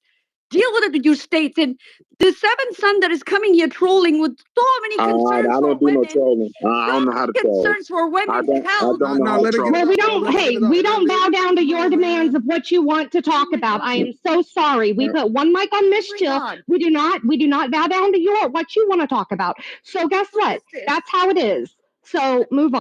Fuck it. I'm sorry that Prashant did not fuck you. So don't let it out See, on me. that's the Okay, dumb shit fuck it. right there. So I was trying to This insult sounds like somebody. Russian Prashant did not want to fuck misinformation. you. Okay. Yeah, this sounds like So that's goddamn not my problem. Don't let it out on me. She don't have Red anything to Dawn say. Okay, I don't 5.0. know. You're an unemployed bitch that is sitting here Oh, 24/7 now and she want to became a talk about mod. Now people you think you employment. can say whatever the No, fuck wait. you want to me. You Oh my fucking God. blutard. Now we Whatever talking the about fuck you blue are. card, blue card. Oh my God. Not sure. You don't have to respond to everything, Seventh. Please. Okay, I'm sorry. I apologize. I heard that Angel was who was speaking, I think. I was trying to, but for some reason I can never speak on this stage. No, what happened? What happened, Tyler? Was Mrs. Chill was talking, and then Angel and a bunch of people cut her off, and so she just kind of moved out the way, and then Angel started spazzing out. We just all kind of moved out the way. Shut the fuck up. Okay, Well, you bitches, you're all little girls. I swear to God, you're not even men. Stop You're libtards. Because she thinks she's smarter than You're everybody like in the women. group. Seriously, Well, you're all like women. I You have don't know zero what's going respect for on. women. You don't even know how to talk. No wonder you're all liberal. I have respect for women that behave as Listen to the ladies. identity Zero. politics. Okay, going on so here. let me I'm getting this straight. Okay, so we'll allow Angel to land since she was speaking when I woke up. Yes, Seventh. Stop it. Okay, and then we'll go back to Mrs. Chill to bring us back. You're a horrible mod, Tally. I hope you know that. Yeah, I do. Okay. Actually, Tyler's one of the better mods. Back above Tyler. Not too The much identity politics that Angel I can't just believe engaged in is crazy. She just said Angel will talk. So you whores, shut up and sit. Okay? See, you gonna listen to that. Anyways. Listen, you men, calm yourselves. Seventh, you don't have to respond to everything. Go on, Angel. Okay. Were you I'm done, sorry. Angel?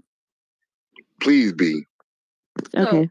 Point was that anything you make up, and I don't know, on your stages, Tally, don't ping me if you sit there and listen to all the disrespect and bullshit and them all ganging up on me when you have the blutards and whores around you and mod them. Okay? But if you ping me in the room, then at least please be fair and mod.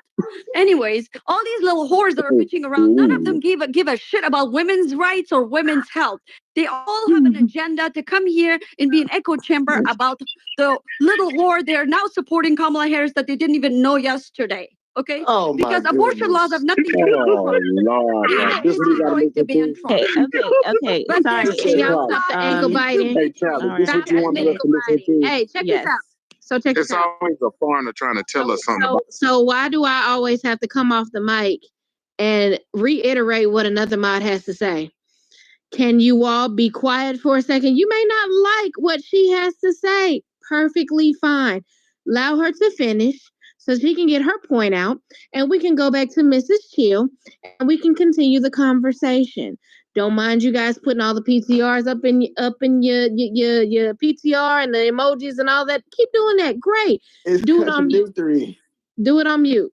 Just do it on mute. Okay? Just do it on mute. Appreciate it. Angel, you're welcome here. You're one of my faves. I love how spicy you are and how triggered the men get. It's very Anyway, yeah, go on. You get to Thank you. land, and Then we'll don't move mod the back to whore that Mrs. keeps Chill. dropping me and jealous at me. The little whore that is sitting here 24/7. I understand you guys need someone to work for you, but this pocket whore is a fucking whore that has something against me. So if you ping me, tell her It to wasn't behave pocket, herself it was and give her me. It was emotions in check. me. Fuck you. So it wasn't pocket, it was me. So at least if you're going to address somebody, address the correct person. Number two, I am not a whore. I'm a married mother of 3. So what else you got? I mean, you can always talk about my weight. I am a fat ass. I may be a fat ass. I may be ugly. Who are you? Who are you? Ashley, don't engage. Ashley, don't engage. Angel, go ahead and finish, clearly love. you're triggered. Go ahead and finish, Angel. Anyways, lip tart, blue tart, triggered. All I wanted to say was that one sentence, but these men can't even manage because they're not men. They have zero testosterone left to wait patiently and listen and then respond. And that's the problem we have in this country. That's why women are all desperate for men, because they can't find a man. They may say they're men or think they're men. They're not. They have zero testosterone left. Get back on All they subject. do is act like women, fight like women, scream like women all day on an app. They don't have the energy or the masculinity to go provide for their families and loved ones. So sit here on this app and booty clap for Kamala Harris. So yeah, good luck with the future generations with these type of men. Thank you, Angel. That's what we had to listen Okay, I was to. able to step Chill. out. Am I able to go? Yeah, gotta miss- yeah, you gotta please. miss Chill. Mrs. Chill, you have the floor. So Yeah. what I was saying was, originally when it came to the abortion bill and different things like that, there was no mention and no availability for you to have an abortion if your baby has any type of fetal development issues. So that meant if your baby, you knew your baby wasn't going to survive outside of the womb, outside of utero, because we have cases, and it is becoming a more common thing for children to be born. And Lady can speak to this if she can also speak because she's in the medical field. It's very common for children to be born with partial of their kidneys outside of their bodies. The main part is their intestines. Sometimes they have their stomach. They have to go get it closed. They have herniated umbilical cords and different things like that. More commonly, children are starting to be born with their hearts open and their chest cavities open. And they tell people, hey, the reality is we can bring this child into the world. It's probably going to survive a couple weeks and then it's just going to die because there's nothing we can do to close up the chest cavity. We can try to put the intestines back into the body, but they're extremely bloated. You run the risk of the tissue sitting outside of the body becoming infected because they have no way to keep it like clean and so on and so forth.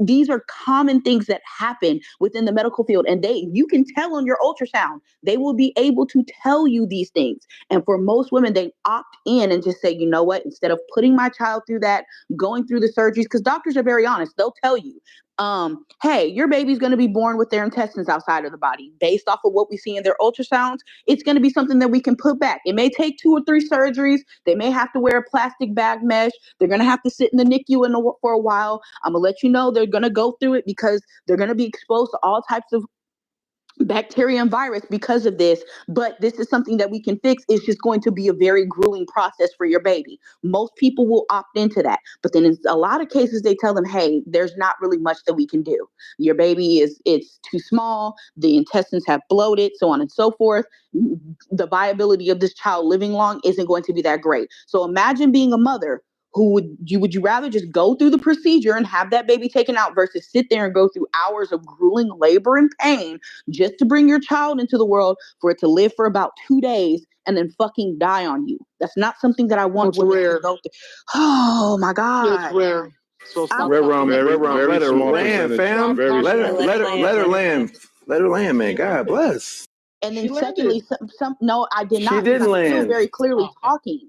And then secondly, the other part of the abortion bill that I was addressing was the fact that it affected a lot of birth controls that women use to control certain hormone imbalances within their bodies, certain women with PCOS, a lot of these medicines and different things. It had over 200 that they wanted to ban.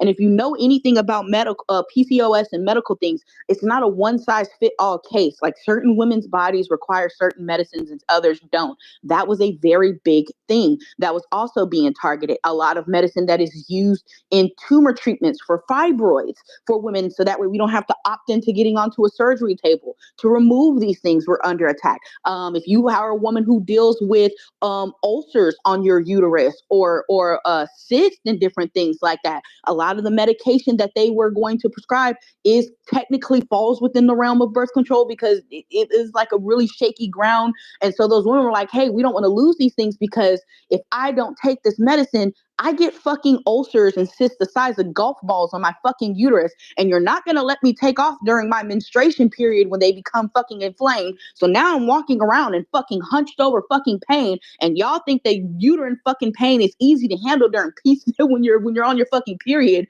but it's fucking not, because you have women who deal with these symptoms, which is actually a very fucking common thing that y'all tend to not understand because reproductive health and things aren't properly taught in schools. So this is what we're saying. This is what was going on. It wasn't just the fact that abortion was being made illegal. Y'all got to realize that we are not a one itemized bill society.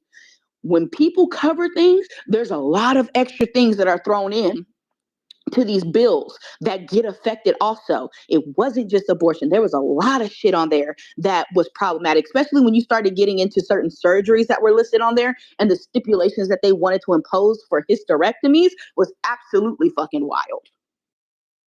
So I wanted to comment since she's landed. I wanted to comment since she landed, right? Because my wife works in high risk. My wife does high risk. My wife does high. Oh my God! I was just wondering because she was talking about ulcers on the uterus. Like, when are we? I thought I was going after Miss Shield. I guess I wasn't. Hold on. Let's give some clarity. We're gonna give. Hey, listen. We don't need help modding, okay? I got it. If y'all would be quiet enough so that way you could hear me mod in the room, we're gonna give Finley the mic. What she was referring to, sometimes we speak a little bit faster. We are talking about fibroids. I think what you meant with fibroids, cystic fibrosis. Yeah, I'm sorry. I called them. It's okay. My bad. Fibroids and cysts. It's okay. No worries. We're gonna give the mic to Mr. Finley. Mr. Finley, I heard you come off the mic first. Go ahead. That's a lie. Thank you. So my wife works in high risk pregnancy. She delivers babies literally freaking 3 days out of the week because that's how she works as a nurse, right?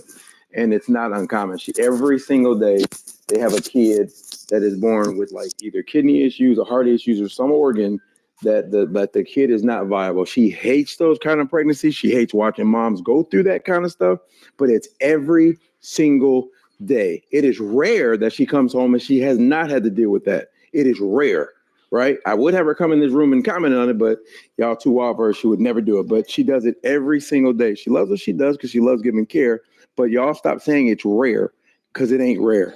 She does it every day. That's all I wanted to say. Should people have Mike, my apologies. It's happening in the chat, but we're trying to establish it. Yeah, go ahead. Yeah. We're trying to establish a queue. So far we have Sandra 7th, and I'll place you after 7th, Mark. After some more. Okay. I want to be first on And throw me back in there, Tally, when y'all get a chance, because I wanted to do feedback too. Hey, just don't put that nigga by me. Don't put him by me. Shut up some more. Shut up some more. I want to be right next to some more. Pause. Lion. Well, I just want to be first on Feedback Friday. That's all. Okay. Well, we're handing the mic to Sandra. Hurry up, man. We got shit to do. Yeah. So we're handing the mic to Sandra. No, I think y'all I just want to clarify. Be mindful. One mic. My Go bad. on. Yes. No, y'all had cleared it up for me because I think it's important when you are, speaking especially on medical things, and when you're saying you're a medical professional, people will, take heed to things that you say. So, I had just wanted to clear it up, but I think that was Chillaccuracy. That's dope. I think that was her that had said that because, I think that I was just saying I think that's important to be accurate when you're saying you're a medical professional. I think it's a stupid name. That's fine, Armando. Hey, I like your name, so it's okay. I know. All right. Give it to me. Who next? Yeah, it's my uncle's name, so thanks. This is basically what started this broad level of conversation is when I said that I disagree with certain politics of Trump, and this is one of them, and this is why. You hear the confusion. You hear people have a lot to say in their different opinions, but from a political level, Trump don't give a damn about your fibroids. Trump don't give a damn about your baby having medical conditions inside of you. Trump don't care about those things, right? Trump just want the green light to shine on him to say, "I'm stopping abortions." But I will go for the exception. But he doesn't even know the fullnality of, if that's a word, of the exceptions to the rule. Because why? Just like I heard the young lady say, she's in these hospital rooms every day. Just like I heard guys say, his wife has to deal with these babies being born like this every day. Trump is not. Trump don't even have a team that is going in there looking at these statistics, right? He just want to run his mouth on that certain level to say, I don't want abortion to be done, and this will help us become blah, blah, blah, blah, blah. Anyway, like I said, this is why I said what I said about the policies, not about the Republicans themselves, but about Trump. Trump has a different set of views when it comes to these things. And we can accept it, fight over it, argue about it, but the facts are there.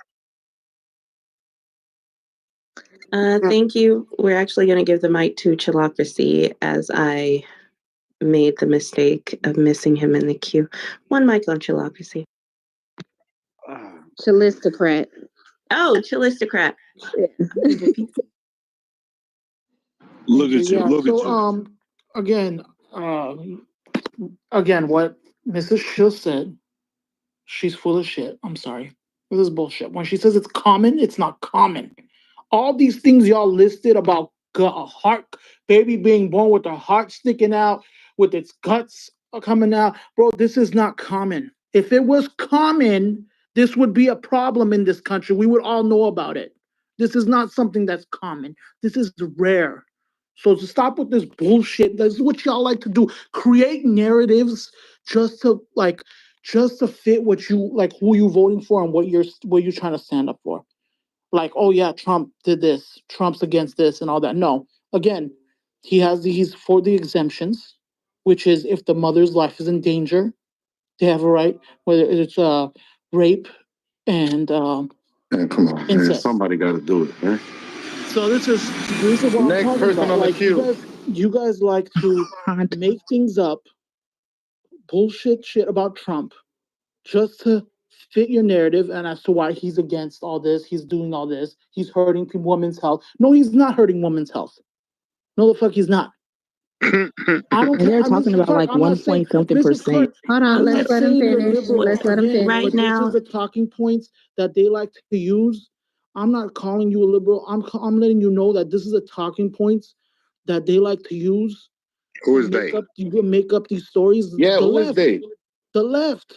Name Mrs. Trump is a I mean, Miss Chill is a Trumper. See what Trump happens when one person ankle bites, then everybody comes off the mic. Let's let them finish. Those who believe that women should get abortion whenever they like, whenever they feel like, this is the bullshit. Nobody said that. They come up with. This is what I'm talking about. So who is they? No, but I'm being honest. This is how I strongly got upset when Mrs. Clark said this type of shit, when she said it's common, because it's not common. Let's stop making this bullshit up because it's disgusting. Don't bring that up just to fit the narrative that abortion is a good thing and you support it. Cool, you support it. Cool. You know you're considered pro-choice when you're for the exemptions, right? As much as I'm against abortion, if you're for those exemptions, it's considered pro-choice, I guess. It falls under that. But if you were to get pregnant and you decided to have an abortion, what do you want the option? Armando, we do have a queue at the moment. So what? Stop playing police and relax. Can I get back in the queue? Can I get back in the queue? We're gonna allow Chilistocrat another 30 seconds to land before we move to Mark. I'll update the chat with the new queue. Thank you. Wasn't Samoa before Mark?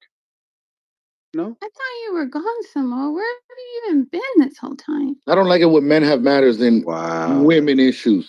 I've been waiting. I was just trying to be fair to the No, rest of the Armando, stage. this is Wait, not a Samoa, that's what you get for being. Wait, Samoa, that's what you get for being respectful when and she's quiet bringing and up, letting people go. when she's saying these things like this are common, we all know it's a lie. All right, we're gonna You no know what? no. Go ahead. Go. So what is next? The new queue is pasted to the chat. We're still going to allow Chillistercat his 30 seconds to land, and hopefully the rest of you are respectful enough to allow him that. Thank you. Again, like I said, when she said that, that's what got me upset, because she's using it's bullshit. It's not common. I would know about it if it's common.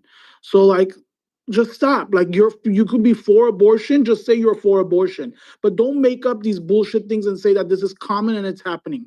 Like it's not rare. It is rare. Okay, that's what pissed me off. And it's funny because the rest of you just were quiet about it and just accepted it. Just, yeah, she's right. She's in the field, she's right. Like, no, that's not how it works. I'm like, come on, y'all know better too, and you guys just like to play this game and play this narrative. Just say you don't support Trump, it's cool. Just say you're pro-abortion, it's cool. But don't make up these lies. All right, thank you. 10 seconds. Thank you. Who said put me in the queue? Me. Callie, I'll pull them for you. Oh, okay. I'm gonna So right now, all right, thank you. Right now, we're looking at a queue of Mark, Samoa, Lion, Finley, Armando, Sandra, and then the addition of whoever said put me in the queue. One mic on Mark. Oh, why would you? Okay. One mic on Mark. I think you need one more exasperated side. Yeah, I agree with chillocracy. I mean, not chillocracy or whatever. But yeah, I think it is a talking point in support of their selective political candidate. But I do think it is wrong to look at it. I mean, like use like politics in like the health care field. Yeah, Miss Chill did say that she did agree with what you're saying, Chilaka said, whatever your name is, but she did agree to say that it wasn't common, that it is rare, and it is kind of like something recent that they have like taken upon in terms of study. But I mean, what I would ask Miss Chill, how often do we actually, like pull rights away from like making a decision in like early studies? Like I would agree if this was like a long study to validate the reason why you would pull this type of choice away from humans. But yeah, the more so in addition to questions, just like are you saying that women shouldn't have any rights, like in terms of like around like healthcare, even if they want to have kids or don't? Like in terms of like you using health, I mean, like birth prevention, medical uh, supplements, and versus like this is a choice, period. Yeah.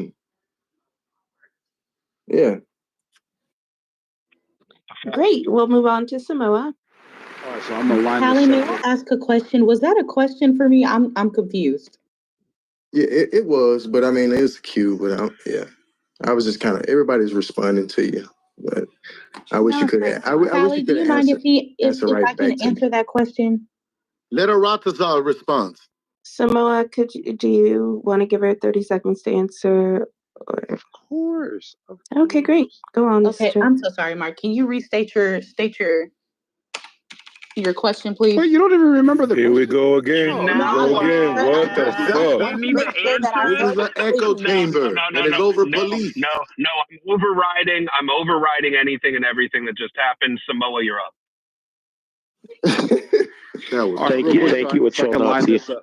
Yes, I'm going to line this up. Maybe later, Seventh Miss real Jill. quick, right? So seventh, you're just ask me in the goo. Okay. I mean, in the seventh, chat. In the Mods, chat. please kick her to the goo. All right, seventh. So you're conflating two different issues and you're attributing it to Trump, right? So when you're talking about contraceptives, certain things like that, Donald Trump does not think that it's appropriate for the government to force religious places like Catholic churches, people who should have a religious exemption from offering these types of items or these types of remedies for a woman's care. Okay. That doesn't mean that they can't have it or access on the open private market or insurances can't cover it.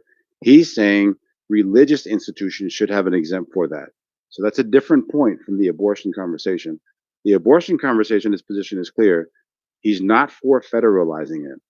He's for each individual state, for the people of those states to vote, to have their voices to be heard, and each state will be able to make up what it is for actual abortion. Him personally, he says he's for the three exceptions, right? But he believes that it is a state's sovereign right to allow the voters of those states to create their own policies, which they're governed by. So if you can stop, because you did this with the Project 2025 stuff, if you just do a little bit of research in what an actual candidate's saying and not get caught up in the broad narratives that are being utilized throughout this mainstream apparatus and other forms of media, you'll see that you won't be lost as much as a lot of our unfortunate, whatever. Appreciate the opportunity to speak. And I think it's whoever's next.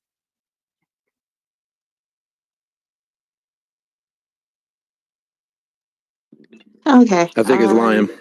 Let's see. I'm scrolling in the Oh, chat. it's my time again? Oh God. Yeah, I think it's Lion. Oh man, y'all done fucked up. All Wasn't right. it Finley? Hey, more. Oh yeah, go ahead, bro. No, I'm after Lion. I think I'm after Lion. Right. Oh, good. As long as that nigga's not near me. Yeah, go ahead, I believe people who've been following the issues for as long as I have, we all know what this is truly about.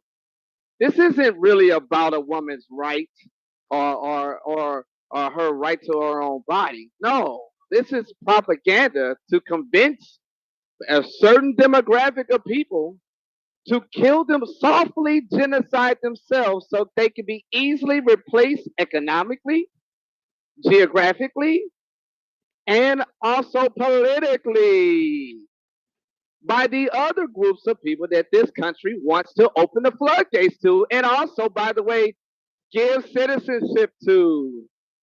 That's what this is really about, guys. Has absolutely really nothing to do with them wanting to give you any rights. They don't give a damn about you, remember? These are the same companies that set aside money for those class action claims whenever one of their pills fuck up like 500,000 people a year. They already have the money to cover you. Yeah, this is the same people that allows the Food and Drug Administration to allow all of these chemicals to be tested on the general public. You have to put it all together, and then you'll start to see that this is just a political ploy for the dumbasses to fall behind. And is that right? Wait, what? And is that cool? Let him land, man. Or is this just a statement? Can he of land, conformity? Mark? Can he land? Can he land? Please let him land. bro. Move out the way, bro. This is air traffic control tower. Permission to land granted. Denied. Traffic. Landing traffic. On Lion. Oh, okay. I don't know though. Anyway, so my point is this.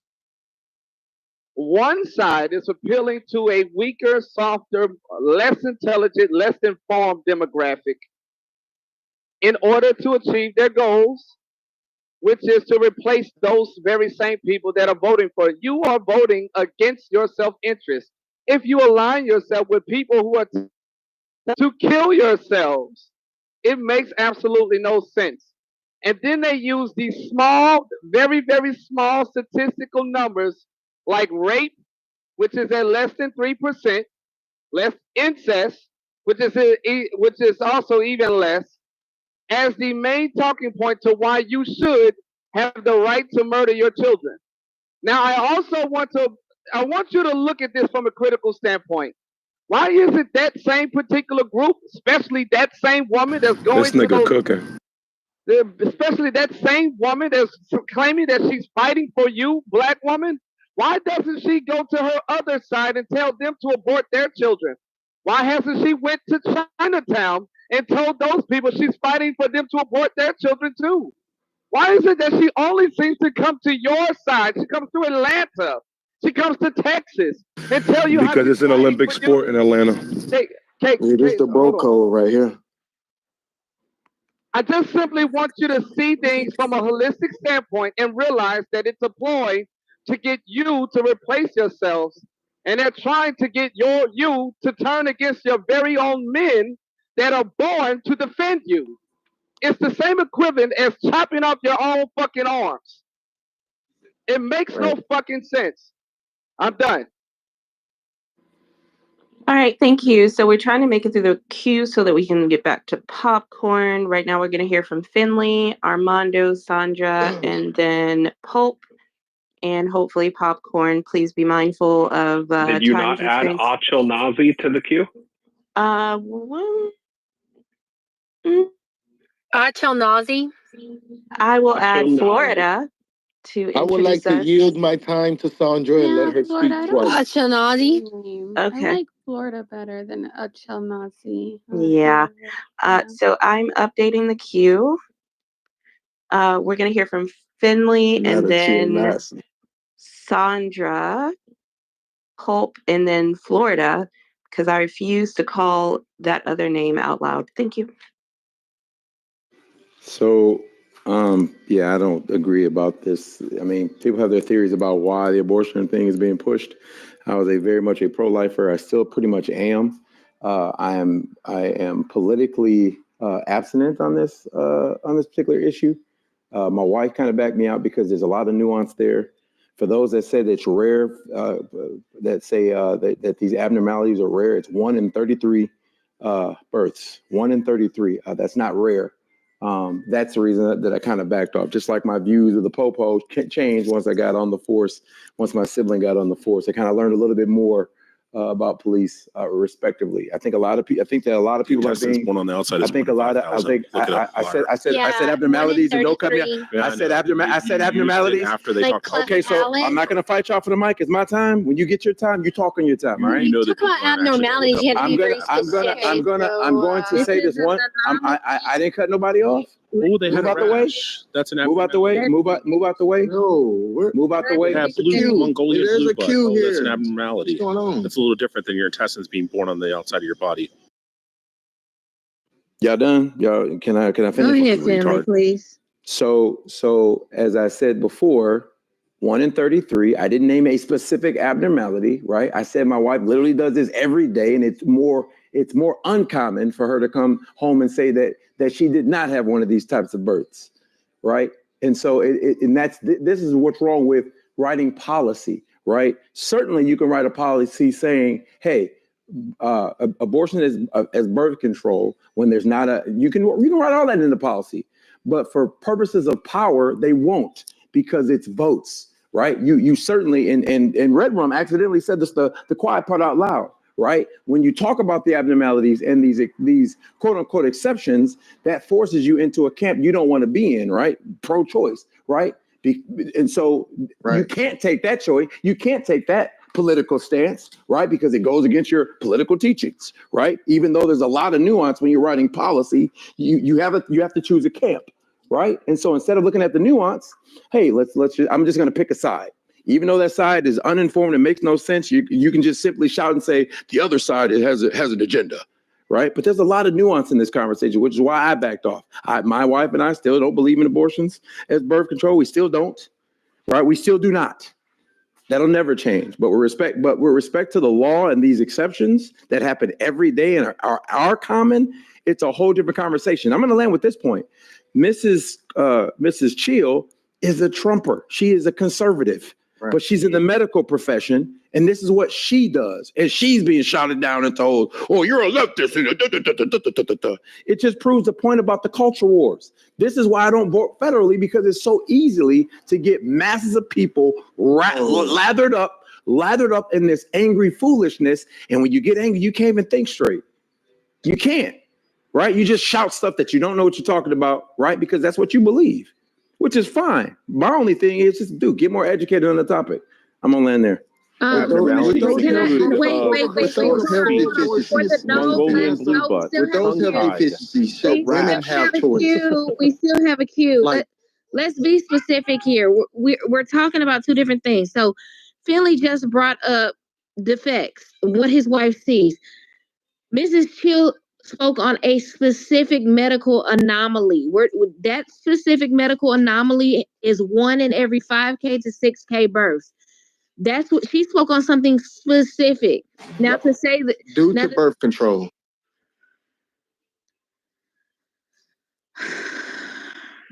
Tally, who's next in the queue? Who's next in the queue? Sandra.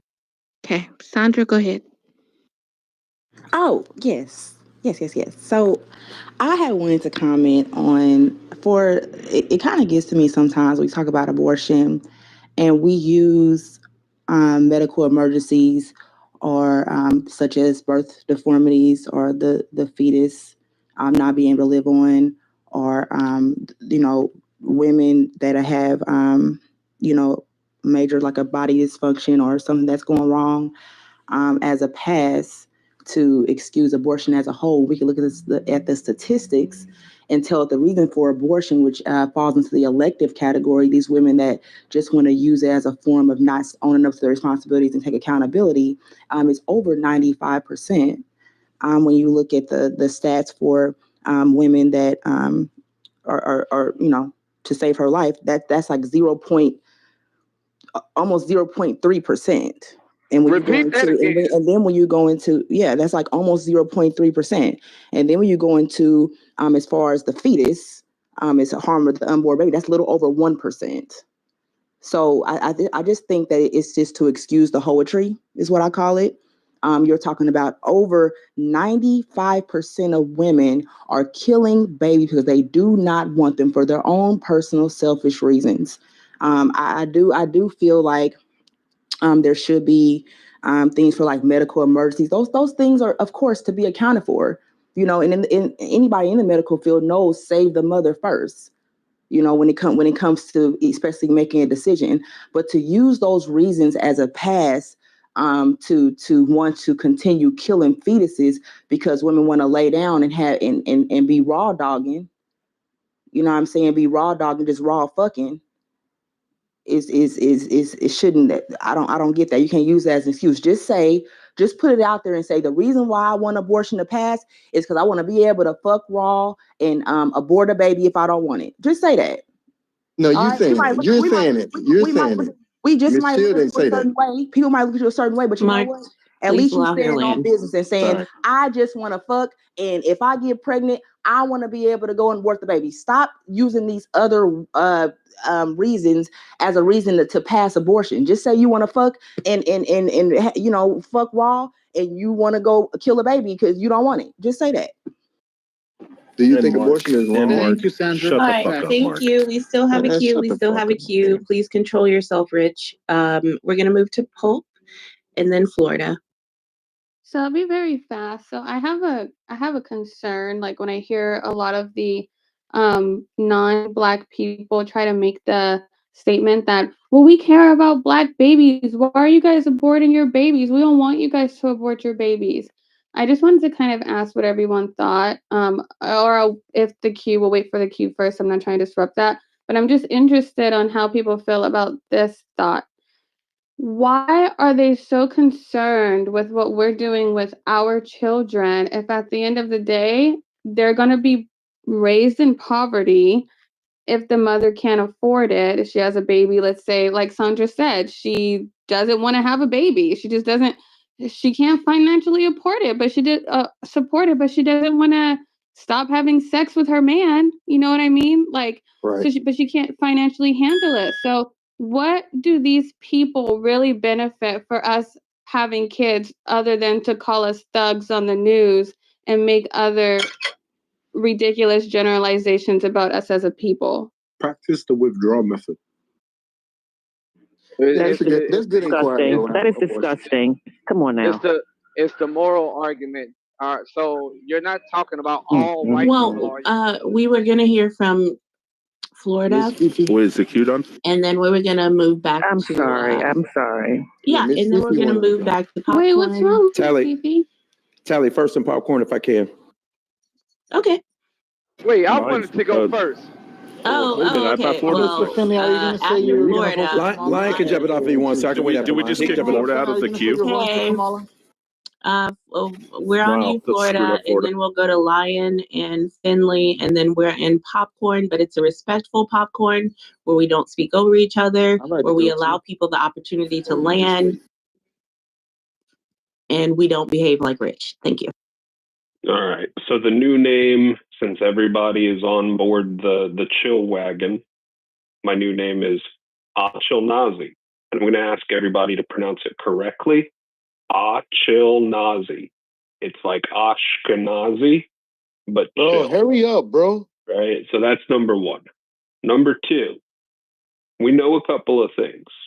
We know that Trump is for the nationalization of abortion policy, as if to allow every state to make their own decisions. And Samoa made a point about Trump in particular being in favor of the big three exceptions. But we also know, according to data, that abortions are up. Abortions are even up since the Dobbs decision overturning Roe v. Wade, which I think is also interesting. We also know that the overwhelming majority of these women that are having abortions are claiming the abortions as a need for some sort of convenience, or in other words, not one of the big three exceptions that everybody seems to be on the same page about, except for a small 7% of the population who doesn't even approve of those, right? So let's have a real abortion ban conversation where it belongs, which is with the exception of the big three rules. The next particular point that I wanted to make was that even though I thought it was interesting that abortion numbers are up, even though abortion providers are down. There are less providers of abortions today than there were 40 years ago, but there are a fuck ton more abortions than there were 40 years ago. And then the last thing is to Finley's point about an abnormality of birth being in 1 of every 33 babies, I believe, and then Lady came in and said that it was a very specific abnormality. You guys actually skipped me from the queue, so I just want to say fuck you for all you asked me from the queue. I found it. Which is even more rare. You were talking about an abnormality that affects only 1 in every few thousand babies. But I looked into the numbers, and abortion is so common, guys. It's 1 out of every 5 babies being born. Yeah, I won't push back against that. Every 5 being born, there's 1 being aborted. And I'm gonna leave it there. I won't push back against that. I won't push. So let me say this real quick. I won't push back against that. And you already know how I feel about the abortion conversations. Again, I'll be the first person to say that the one time that I will even agree with medical intervention is the most common is an ectopic pregnancy. That's not a viable pregnancy, and you run the risk of the fallopian tube bursting and mom basically bleeding to death. Like we've had this conversation, but whatever. 1 in every, what is it for ectopic pregnancies? There's 1 or 2 in every 100 pregnancies are considered ectopic. That's not a viable pregnancy. It will never reach the uterus. It will never implant correctly. It will grow into that fallopian tube until it bursts and mom will die. Well, doesn't the doctor tell you that? Yes, they'll see that. Yes, that's what I'm saying. They'll see that, and that requires a medical procedure. They will have to go in. They will have to remove the embryo, and it's a life-threatening complication. Yeah, but a DNC is not considered an abortion. It depends. Yeah. Yeah. It's not. I mean, look it up. Is a DNC considered Lion was waiting to speak. Yeah, go ahead. Yeah, I considered abortion? It tells you no. I don't want to interrupt Q. Go ahead. I'm sorry. Tally. Yeah, so no, it's because fine. one's removal and one's termination. Shut up, Rich. Anyway, Lion and then Finley, and then we are in proper popcorn where we are going to be polite. Thank you. Okay, this is to address Pope's question. You were basically saying that for I guess the white Americans who spent so much time trying to, kill us, separate us, destroy us socially, these social engineering programs against us over the years, over the decades, why all of a sudden do they seem to all of a sudden care about our children? The answer basically is this. There's two sets of whites. The Democrat liberals, right, who were basically the Dixiecrats, who were AKA the KKK, right? And then you had the religious zealot type of whites that were like Ohio, or should I say Iowa, who mainly believes that these sort of behaviors are immoral based off of their religious belief system. Therefore, they believe that all abortions are wrong, regardless of race or creed or anything like that. So they see it, they may be racist per se, but they believe the very act itself, regardless of whoever it's intended on, is a immoral behavior. There. Oh, thank you. Thank you for answering my question, because it was a sincere question and I don't think anybody else wanted to answer it, but thank you, because I just really wanted to know if that was even something we thought about or not. Yeah. I just wanted to respond to Florida quick. There's a slight increase in abortions. Abortions were actually down since they were trending down since Roe v. Wade, right? There was a slight increase after the Dobbs decision, right? A slight increase. It's not a, as he said, an F ton of them, right? There was a slight increase in abortions. I didn't say an F ton more. I said there was an increase in abortions since the Dobbs decision. You said, and I quote, "There's been an F ton of them since." No, I didn't. Interestingly enough, but move out of the way. Let me finish. But Florida, not you changing your name. There's been a slight increase, right? But he raised a good point, like less access, and there's been a slight increase. That is interesting, but again. I'll say it one last time, and I posted the link in the chat. These fetal abnormalities that many of them result in abortions. It's 1 out of 33. Stork's foot, Mongolian blue blood. It's not, dude. Shut up, dude. Shut up. A rash on their back. Okay, go ahead, Damon. You done, Damon? That is totally different than having an internal organ torn on the outside of your body. A rash on your back is not considered a fetal abnormality, sir. I wanted to move him next. Finley, what I said was that there were a fuck ton more abortions today than there were 45 years ago in 1980. But I said there wasn't. That's what I said. But I'm saying that's not true. There are more now than there were in 1980. That's just not true. More though, right? Not than in 1980. They were trending down for 40 years, and there was a slight uptick in the last year. Slight. Interesting. Okay, then I apologize. I'll post a link in the chat. Gotcha. There was an increase, not a fuck ton increase. There was an increase since the Dobbs decision, though, right? Yeah. We're down over the last 40 years. We're way down. I think it dropped by like 40% from since passing Roe v. Wade, and then last year there was a small increase. I don't even know if that increase was a whole percentage point. All right, go ahead and land. What are you arguing, Finley? No, I'm done. That was it. Nothing, Samoa. Let me ask Finley a question. So Finley, come on, Mark, make it quick, bro. Will do. So the health abnormalities.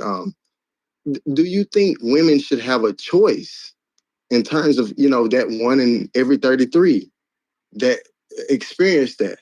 Should they have a choice to even abort the baby?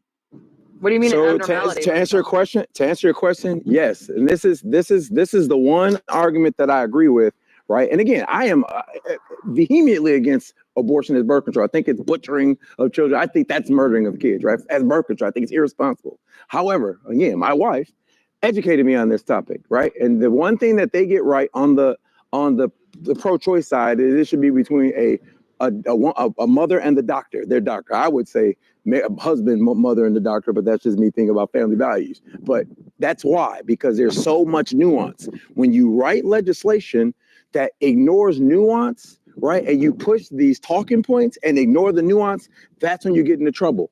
That's my problem. So would you say it's based on there is nuance in the laws. One more follow-up question. Hussein has a One more follow-up question. So you would say it's based Michelle, upon my bad, Michelle. There you go, Samoa. There you go. So you would say it's based upon birth control. Is birth control the issue? Would birth control be a reason why you would not allow somebody to get an abortion? I don't know that answer. I'm not a medical professional. That's a question that would have to be poised toward Lady Lion or Mrs. Chill. I think this is what Miss Chill was explaining, that birth controls is like this recent study that is causing these health abnormalities. No, she was focusing on the women's health. No, that's not what I said. No, she was saying, and I'll try to still down headed to her. She was saying there is an uptick in these abnormalities. That's what they're studying. Correct me if I'm wrong, Mrs. Chill. No, you are correct. Well, we are discussing due to birth control, right? No. What I said was there's been an uptick in more abnormalities appearing within pregnancies and different things like that. And that's what we are studying, because when we get these, like my job, for example, I tell people all the time, I'm a histopathologist. We do autopsies, we do research, I get specimens in all types. But when we get these, because I'm also do partial research, right? When what's causing the upticks? That's what we're researching right now. That's what we're trying to figure out. So there's no cause, but Mark, you're gonna have to allow her to answer. Mark, you gotta let her finish, fam. Mark, you gotta let her finish, fam. So from what we can tell, this is what we can tell because one of our pathologists is actually working on it. She's doing a case study on it. From what we can tell, a lot of it is just genetic. That's what it's coming down to. We're starting to identify certain genetic markers that make people children more prone to these things. In addition, we're starting to deep dive into what happens when a baby is being created in utero, what can cause these things and different things like that. That's what we have been able, or when I talk to her and I look at her research papers so far, that's what they're discussing. So when we do our autopsies, we take our notes, we send things off for genetic testing, and there are certain markers that are starting to pop up. Another thing too, when I was in the military, one of the bigger things we were studying was our prenatals, because for some reason within the military, you have a higher likelihood of having a child with mental disorders. And that is something that we were researching in the military. Look, I can't tell you why that is, but that was something that we looked into, right? Because y'all a little crazy, Miss Clark. That's why. I can tell you. No, I'm joking. I wholeheartedly no, you're not. We crazy. I wholeheartedly believe it was the prenatals. I wholeheartedly believe it was the prenatal vitamins. Mr. Chill, they're looking at the metal levels in the supplements, the additive, and the prenatals. And another thing to what you were saying, they're doing adverse research on the Depo-Provera shot and how it affects Black women, as well as the fact that for years OBs were trying to treat fibroids and cysts with estrogen-based, with estrogen-based therapy, birth control, which actually caused more harm than good, which is why you had an increase in cases of endometriosis and PCOS in African American women, because it was our bodies were having an adverse effects to this birth control. It doesn't work for our bodies. It does the opposite, and it makes our hormones work against our bodies. Yes. And what I was referring to when it came to the birth control, however, which means that we ain't the same, was within the bill specifically.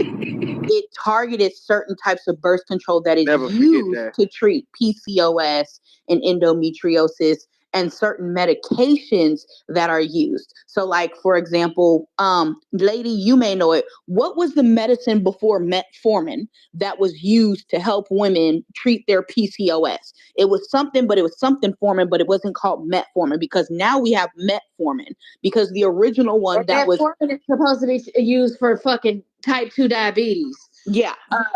But it's also used to help treat symptoms of PCOS, which is what they're using it for now in some cases. But I do know there was another pill before that was used. And that clomiphene? I can't know. It was something Formin because it was following along the lines of metformin. It was the predate to metformin. Give me a minute. I'm gonna go and talk to my doctor. Oh my God, this conversation. But Shut up. sorry.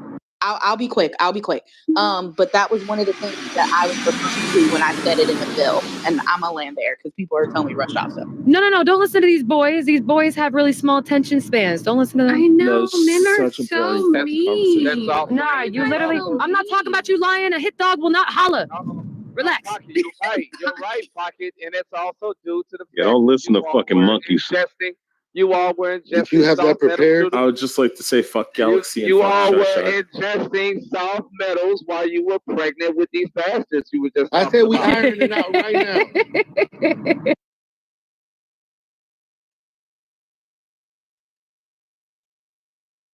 now. Yeah, Armando, you literally did the plane to say nothing. Absolutely nothing. What happened? Did I get kicked or something? No, you're still here. You just don't have nothing to say. Against abortion. You want me to say something? He is a talking ape. I mean, if that says anything. I'll say it up on my own. They don't will. say shit in their rooms. I don't think it's a. Mrs. Chair, were you thinking about clomiphene? Yeah, okay. I think I was. I think that was Clomiphene, because clomiphene was linked to ovarian cyst formation. And they stopped using that to treat PCOS because it started to make fucking cyst form. My question for you medical professionals, it kind of feels like you're using the general public as your personal guinea pigs. That would be big pharma. Yep. Yeah, 100%. Everyone's a lab rat. What people have to realize is that there is no money in a cure for anything. We want to make it worse so that way we can fuck you up and rob your pockets and rape your insurance. There's no money. There's no money in a cure. There are doctors that get fucking stipends and bonuses for pushing fucking certain medications. Yeah, certain prescriptions. 100%. Pocket has things that the CDC can't even figure out. Exactly. I'm a fucking mystery. So chemo drugs. So there was a whistleblower a couple of years ago. I'll find the study and I'll post the CDC knows about that, you dumbass. But it doesn't work for your joke. He gave my apologies, lady. I just want to announce that if Rich doesn't shut his retarded ass up, he's going to get us back in the audience. Yeah, don't fuck with me, Rich. I'm going to turn you into a fungus. Pulp will help too. Don't listen to Tally. There was a doctor that was considered. One mic on, lady. There was a doctor that was considered a whistleblower. This was a couple of years prior to COVID. He gave the breakdown on how his pharmaceutical rep would pay him out for pushing certain chemotherapy drugs. So basically, he kind of my math might be wrong, but I'm gonna give you an example. So let's say he gets a certain chemotherapy drug to treat breast cancer, right? The pharmaceutical company will give it to him for about $2,000 or $3,000, or maybe even less than that. He will bill your insurance company about $14,000 for said drug, making his office a profit of X. So he would push the drug and make a profit off of it while billing your insurance company. And then you are responsible for whatever your co-insurance or your insurance copay is. Right. And then he would get whatever bonus in addition from the pharmaceutical reps or the company for pushing the drug. I work in lady, I don't know if you know about this, but I work in preventative healthcare, right? Not like fee for service. And even preventative healthcare is the same exact way. They got to see our patients every 3 fucking months. Otherwise they lose money because they have to follow by this care model, for preventative healthcare. It's numbers, man. I can't even take care of my patients because it's fucking numbers. Everything is about money. It's very frustrating. I mean, have y'all seen that movie called Old by M. Night Shyamalan? No, is it scary? Is it good? Is it scary? No, you guys need to see the ending because it's related to this topic of what does these science and the medical field. basically, to sum it up without ruining the movie, I guess they are willing to kill people to find quote unquote cures for certain diseases in the future. There's a new movie with Emily Blunt like that as well. I think it's called A Pill Hustler, something like that. Something called Hustler with Emily Blunt. They talk about how doctors were getting paid to write certain scripts and blah blah blah blah blah. Oh, the West Virginia pill mills. Yes. You gotta watch that video. It looked like Chick-fil-A. All of a sudden, everybody was literally lined up down the street, around the corner, wrapped around the building, claiming that they all had neck and back injuries, couldn't feel anything, and the doctor was just writing the scripts, one after another, getting paid over fist, and this was okay. And even when this has happened, these are the things that I try to say to people all the time. Why do you automatically just assume because somebody wears a lab jacket that they really give a fuck about you? Is it because you were trained to trust people who wear those jackets? You also trained to trust your priest. He's been touching you too. You're trained to trust your police officer.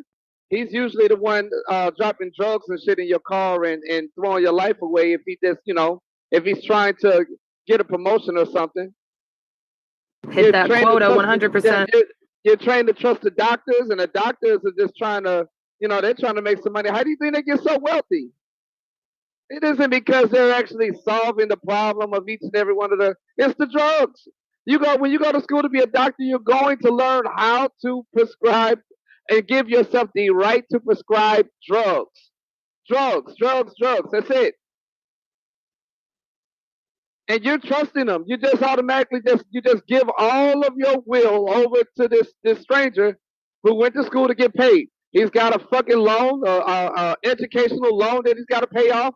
Probably a ex-wife or ex-husband that he's paying off. He's got some new medical shit that he needs coming in order to build his business and make it even more profitable. You just happen to be the fucking sucker that's about to walk in there with a toothache. Everybody's trying to make money. That's what capitalism is.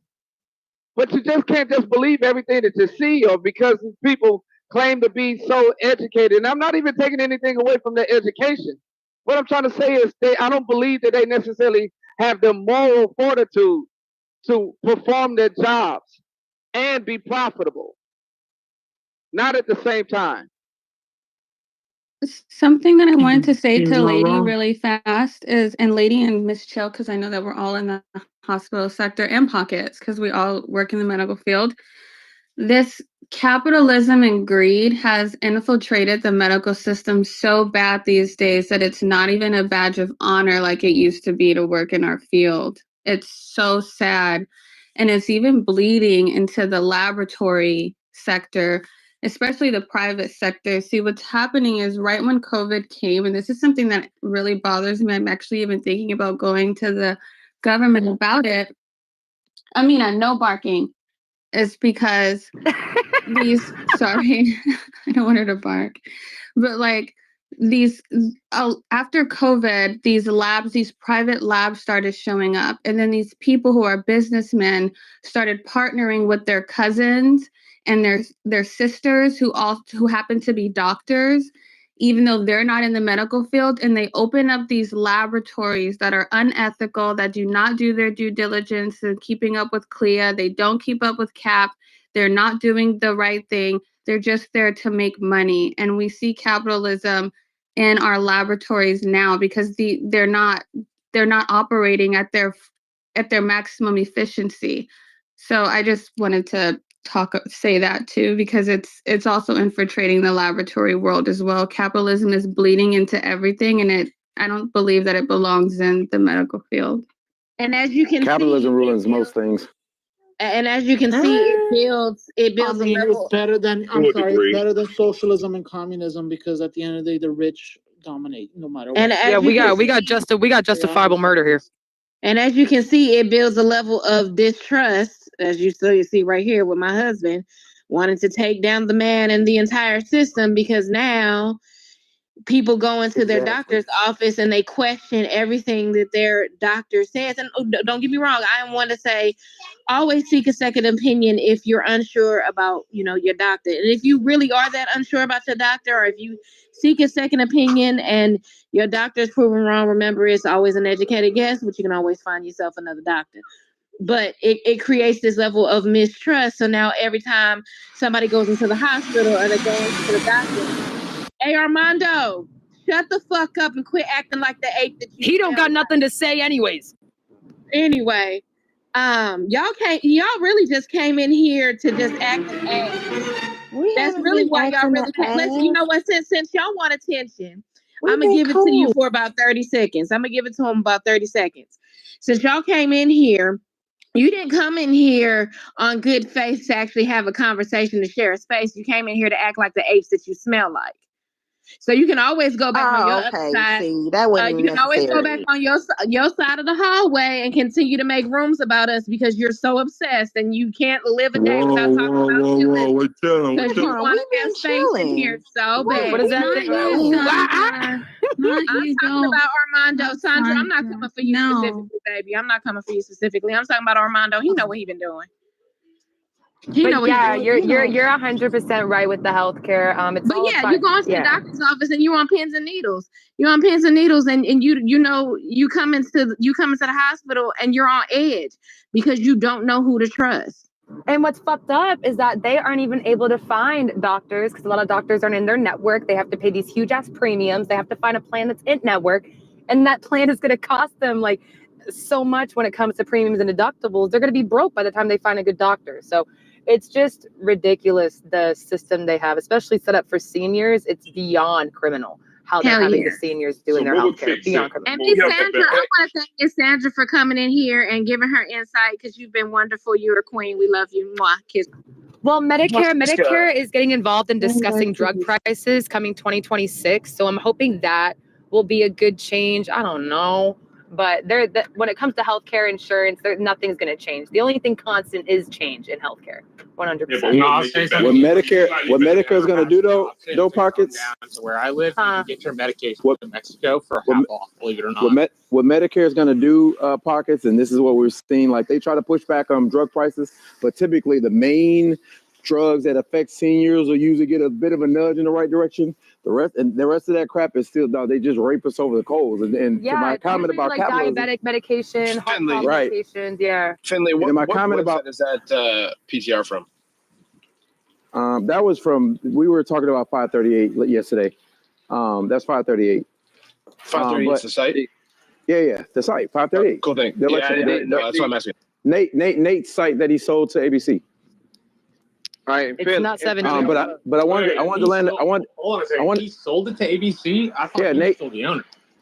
He's still on it. He's still a part of it, but he sold it to ABC. It's not his site anymore. It's ABC's. Just quick question then. I imagine since you're 38, you probably occasionally listen to their model talk. You think I don't listen to any of that stuff. I go to that website for the polls. That's it. A lot of math, which I'm not good at. But listening to pollsters like that go through different models of voter engagement, quite interesting if you ever have the option. They do it, man, on a podcast for 538. And you don't have to listen to a whole bunch of episodes to get it. They'll specifically label episodes on iTunes model talk, and you actually might find them interesting, Lion. Oh, but I wanted to make my comment about capitalism, right? Like unfettered capitalism has never worked in this country, never worked. And the problem that we're going through now is that we're going back to that 1920s model in which the big fish eat everybody up, or eat everything up, right? They throw the scraps to the rest of us. We all fight over the scraps, and that's one reason why these culture wars are so effective. Americans are so squeezed by freaking debt and the lack of income, they can't breathe. And then what do the corporate oligarchs do? Do they throw this stuff at us and get us to fight over this foolishness, right? This is why I'm not loyal to a party. I'm not loyal to a individual. That's what really gets you in trouble because, dude, it plays on our want to be tribalistic. It's like being a sports fan, except with real life, right? And that's a problem. I love the Packers. If my neighbor's a Bear fan, I will feud with him on game day, but I'm not going to hate him because he's a freaking Bear fan. Yeah, that's what we do in politics, and it makes no sense. Let me build on that. How does capitalism like, save the reason this becomes an issue is because it infects people that don't vote. And here is the dirty little secret of people who don't vote and how they impact legislators. So what they'll end up doing, as Lion said, is treating it like a team sport, right? So you'll end up getting together with your boys, or if you're a wonderful lady, you get together with your ladies, and occasionally over drinks you solve the problems of the world, right? Well, one of the big issues is that those conversations, in a lot of ways, then turn from a political rah-rah red team, rah-rah blue team to people who have absolutely batshit crazy fucking ideas about how the government should run. The issue is the more that kind of stuff gets discussed in bars, the more it comes out in social interactions, as Lion said. The social, like the culture wars.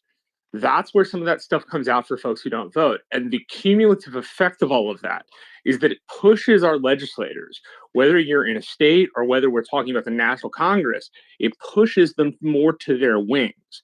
This is all written about in a book called Politics is for Power by a dude named Eitan Hirsch. It is, to be frank, one of the best books I have ever read about the election space. And so Lion, even though I'm, part of one of those teams, I couldn't agree more. It gets the work gets really, really hard, and it gets really, really irritating when people treat it like a team sport and they treat elections like governing, right? You have to do one thing to win an election, and then actual governing is completely different, right? That was fitting that line. Atmosphere, and I'll land here. I'll take the credit anyway. Just let me finish the statement. That team sport atmosphere pervades into governance, and that is one of the many things that destroys our congressmen and women and our senators from making decisions that are more in line with the rest of the country. All of that propels them to make decisions toward the wings of their party. All right, so I wanted to say, go ahead. Lion, always taking my credit. I didn't know you was conservative. Yeah, I'm gonna take credit.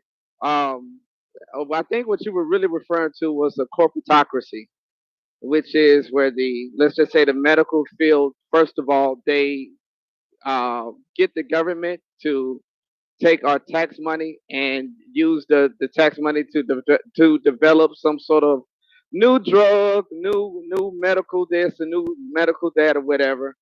And this company can now distribute this medical thing to the whole wide world, right? But they don't want, but then they turn around and charge the citizen that they already taxed to use that same drug. That's a problem. So would any of this be solved by Lion, we let millions of immigrants? Like, if you deport millions of immigrants, would that solve this medical issue? I didn't hear you. No, you got it. My bad. I was talking over you.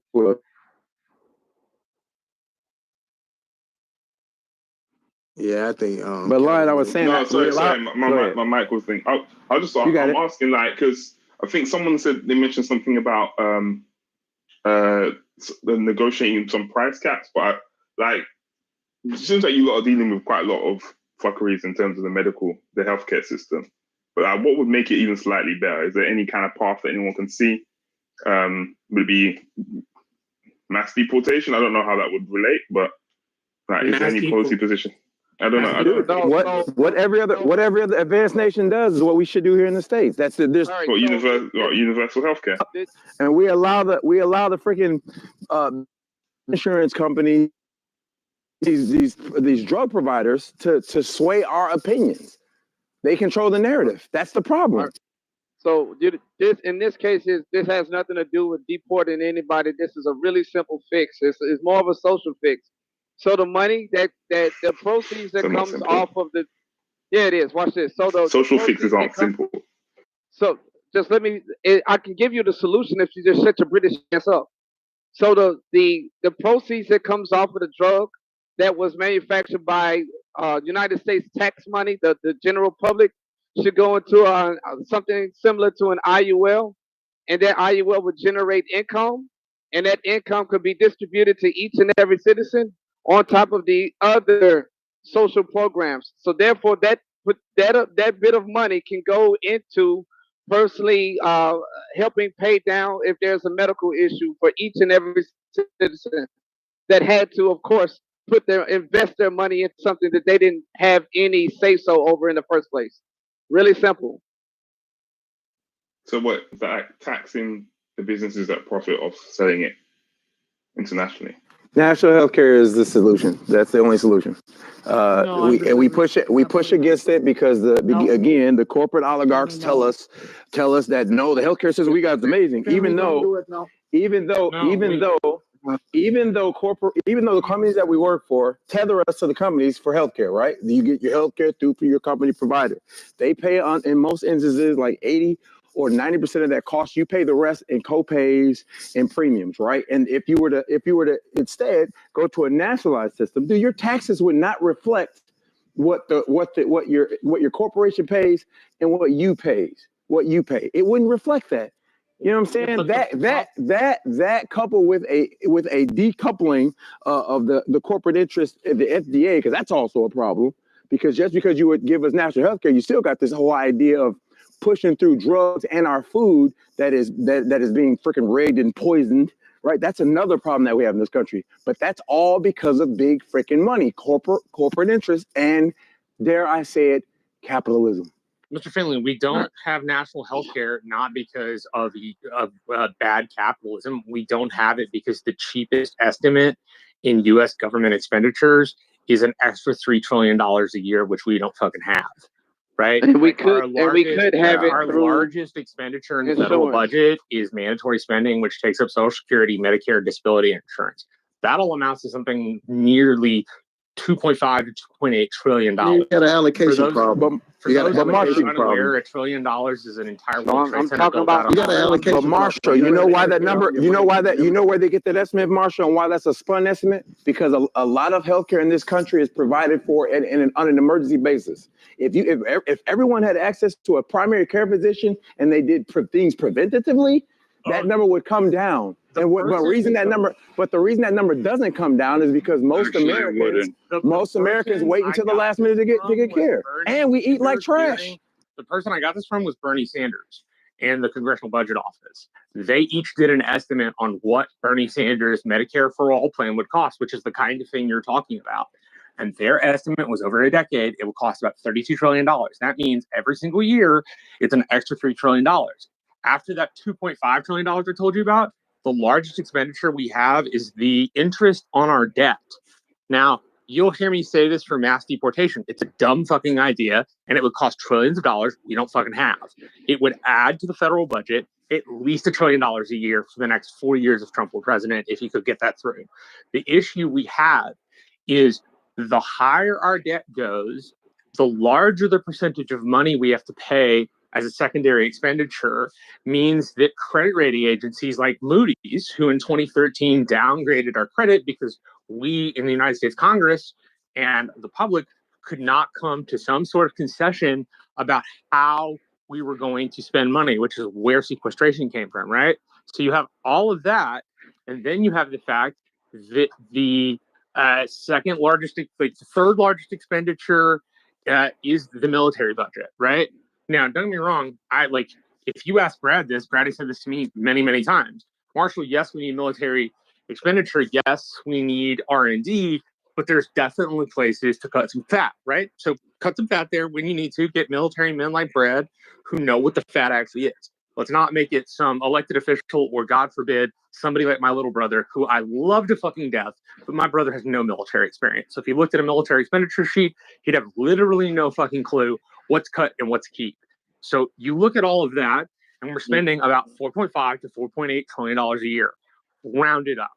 The Medicare for All plan that Bernie Sanders is talking about, and that you say would bring down costs, would cost the federal government an extra $3 trillion, which brings it from 4.5 to 4.8 to 7.5 to 7.8. But wait. Hold on 1 second, Marshall. I got a question. Yeah. I got a question. But let me be clear. Let me clarify this point. There would still be a two-tier system, right? There would still be a public system and a private system. Why couldn't we go to that model? Because I don't think that model is $33 trillion. We have it now. What are you talking about? We have it now. We don't have it now. I'm talking about everybody's not covered. Everybody's not covered under a public option now. There is literally not a program anywhere in the United States that does not pay for somebody's health insurance to some extent. It may not pay what you like envision in your head for absolutely everything, but there is not a program out here that does not cover 350 million people in the United States currently at time. There is literally all these. Most of the informal knowledge or most of the rhetoric comes from people actually not understanding the various state programs that are available, including some county, some town ones that exist for such funding. If you are talking about expanding Medicare for all or a universal health plan, which most people can't even figure out what that actually means, but if you were to do something like that, again, the infrastructure alone to do that is not at a sustainable rate. You're only talking about 6,000 hospitals across the country for 350 million people. It's not a big number. You also don't have providers. You would also have to figure out how you're going to subsidize those hospitals because only a certain percentage, I think it's like 16% are federally funded. Then you have like maybe most of them are nonprofit at a great extent. Most of those hospitals are actually psychiatric holds or have some mixture in regards to that. So even at the best outlook you're looking at, you're not going to be able to do it. You'd have to build that up. Then you have to figure out if you're going to nationalize the healthcare industry itself, all those employees, which you may look to. But I promise you, you won't like it after 5 years when they sit there and go, hey, my fat ass pension that your Congress just approved for us, I'm going to sit here and rake that in. And you're seeing that tax bill come down the line.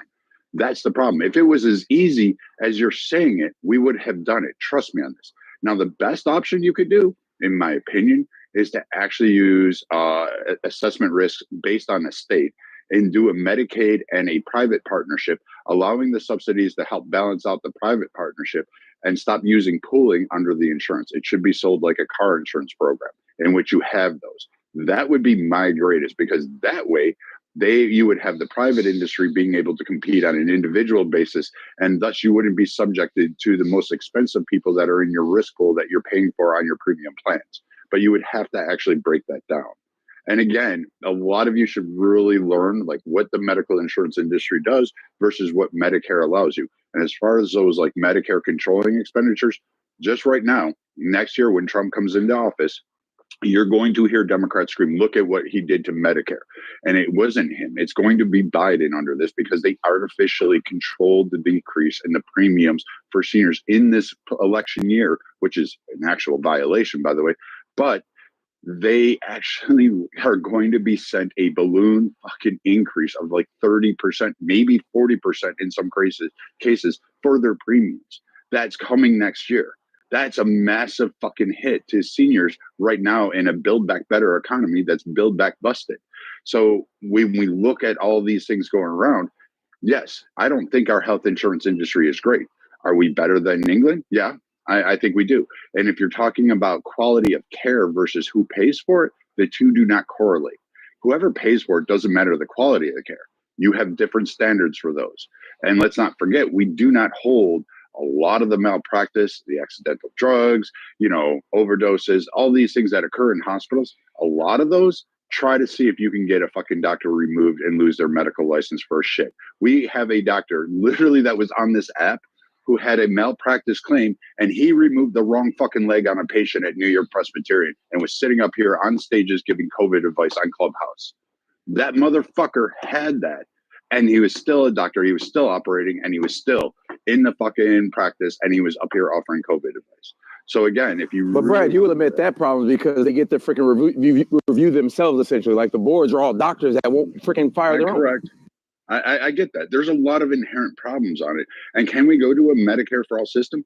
Sure. But then you're going to have to determine out, it doesn't just stop there. You have to figure out if you're going to allow immigrants in. Are you going to do that? Because the tax-based burden is not going to take on these sick people, like the primary case in California under CalMedPay that expanded it all out to illegals. There is a patient out there that has been shopped around by CalMedPay to reinsurance companies. His monthly medication is $160,000 to $175,000 a month with zero premium risk payments. And the taxpayers are meant to do it. That's just for his one medication. And he's an illegal immigrant, and they're all denying him. And CalMed is now trying to sue all these insurance companies saying you have to take the risk. It's insane to go down this pathway because you have to figure out what you're going to do economically, immigration control, how you're going to set up a medical infrastructure, all of that. All right. So what I was proposing is, say, for example, we have a development. Thank you. That's a very comprehensive answer. A development of a drug on taxpayer dime, 350 million people, 50 million taxpayers, citizens. They would all be issued an IUL policy. Within that policy, that is going to cause a compounding interest. So the money the proceeds that comes off of each and every one of those sales that comes from the drugs that was developed by the taxpayer and it's sold overseas into other countries, that portion of that money goes into each and every person's new index life insurance account, which would also supplement any hospital bills, medical bills that could come about in every individual's life. This would be like a secondary policy that would protect the individual. That's how they should have done things. That's how every state should do things. That's how your churches should do things. You're giving these people all of your money. They should have already opened up a way for each and every person that attends that church to get something back out of the deal. Yeah, the little money my church takes in ain't enough money to get back to everybody, fam. With all the ministries that we actually run. Because the black church has brought in over 21 billion with a B. That's not a lot of money if you consider how many black churches there are. Like everyone looks at. And I don't want to get off the subject. Hey, go ahead, Lion. My bad. Hey, Philly, thank you, Philly. That is a lot of money, and if that money had been invested properly, every single one of these individuals wouldn't be in the kind of the hellish conditions that a lot of these churches are in. So the church looks nice, but the society around the church looks like shit. The same thing with the medical field. The same thing with everything. Every terrible society or terrible city is based. The reason why it is that way is based off of bad management. People who don't know what to do with fucking money. If you're taking a tax from your local citizens, you should at least be able to put some money, not just in fixing street signs and roads, but you should at least be trying to find a way to make their money make money for the citizen. And send a check back every now and then. It doesn't have to be a lot, maybe $25, $30 here, $40 there. And as it starts to compound over time, these people will be more grateful. Now they have a supplemental income that's residual income, which will, first of all, make your city or your state more interesting for people to want to move to it. You're bringing more capital to your city but that's not how, greedy bastards think. So you saying Lion? So line up. Hold on, real quick. Go ahead. You got it. Go ahead. You got it. Yeah. So you saying the state should invest in Misty right now?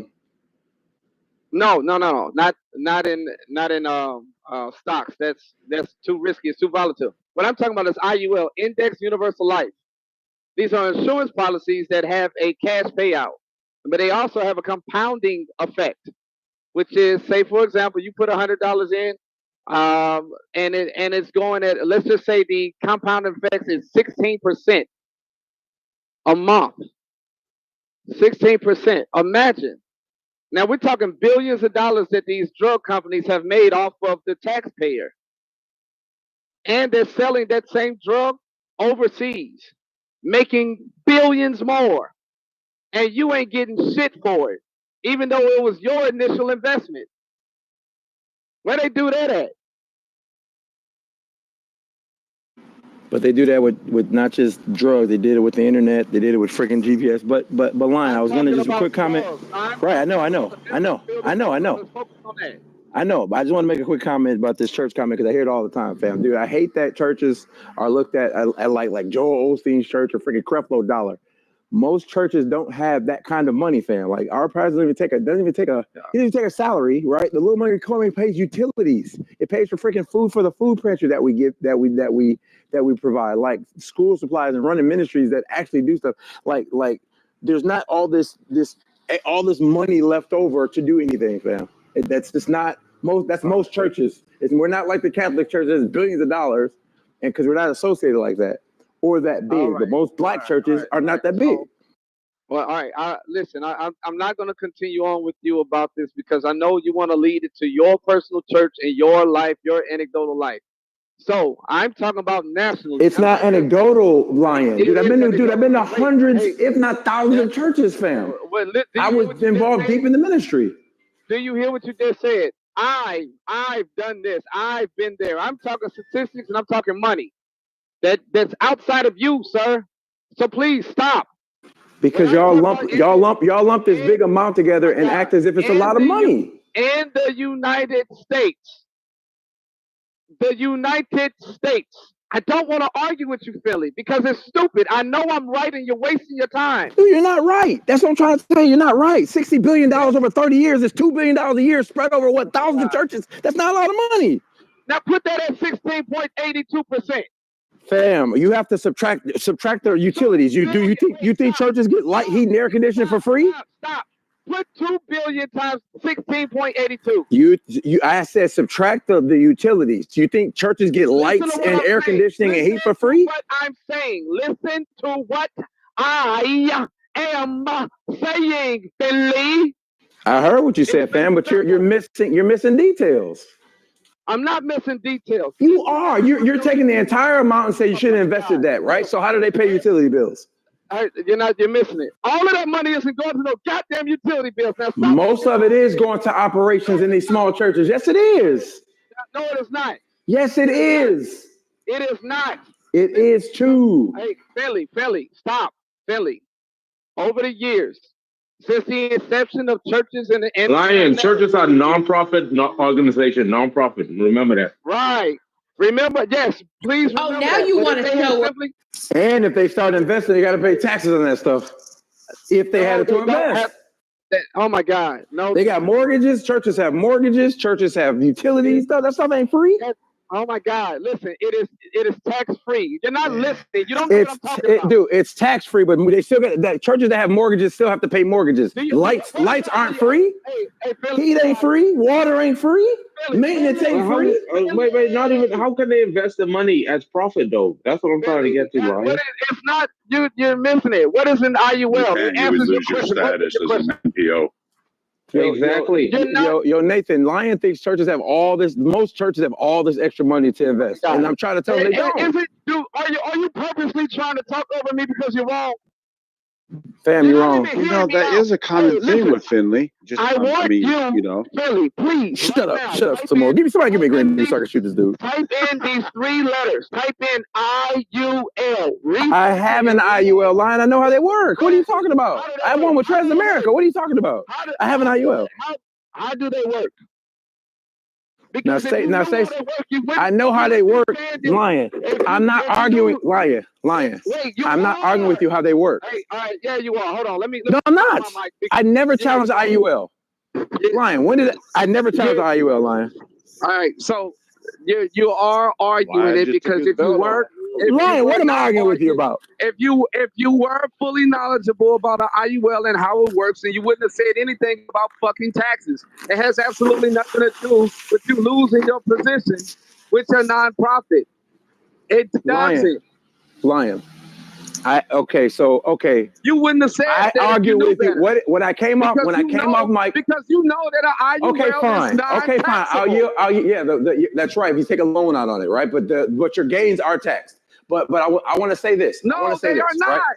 They are. So I want to say this. No, your gains are absolutely taxed. Yes, they are. No, your IUL is not taxed. It's a loophole. The loophole is the fact that your gains are not. All right. The loophole is that you can borrow. The loophole is that you can borrow. No, absolutely. It's just like a whole life policy, except it gains cash value faster. No, that's what I said. You don't know what you're talking about. Now move aside now. So if the churches and all of That's these not the main point I was challenging, Lion. wait, stop it for a minute. Now, stop for a minute. Now, if these churches and organizations and institutions was applying what was being said here, they all know about this, by the way. If they had applied this long ago, people today wouldn't have to worry about any type of money being pulled out from their personal taxes. I don't understand why you're paying taxes when your IUL would have paid it. I don't understand why you have a medical bill when your IUL would have been paying that.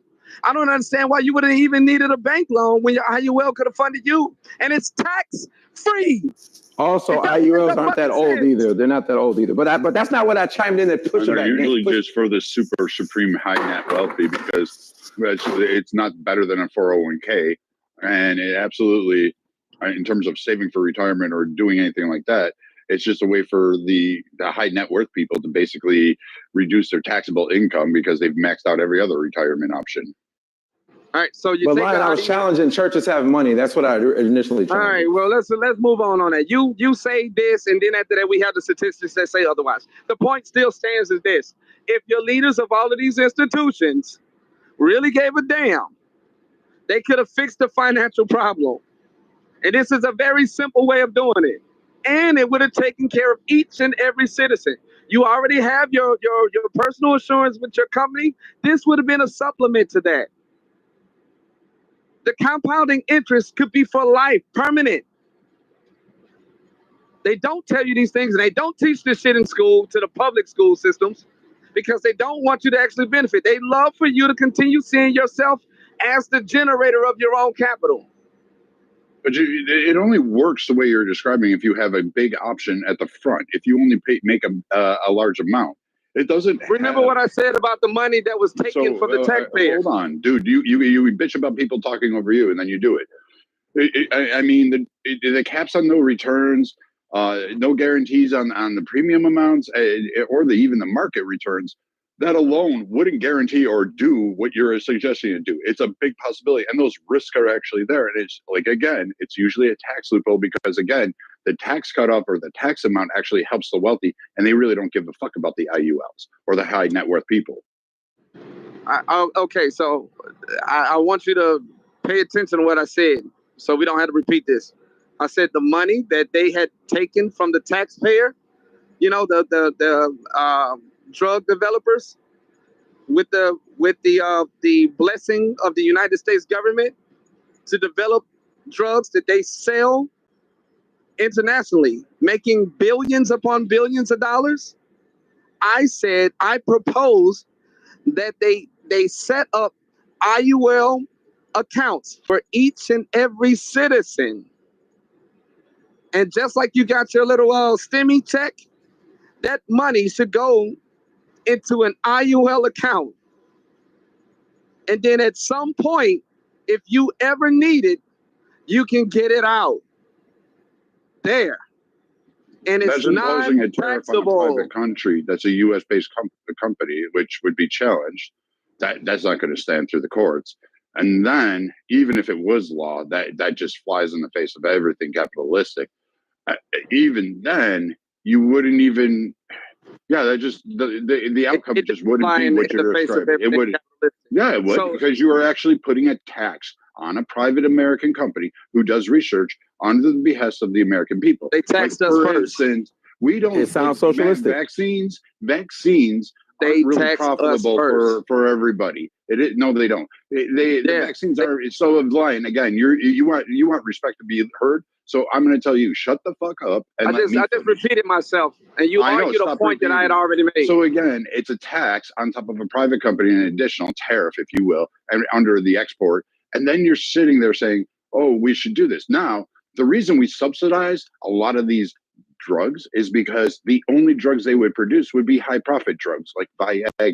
They would never do shit because there's not a huge rate of return for a lot of vaccines and a lot of low tier. Those they actually lose money on.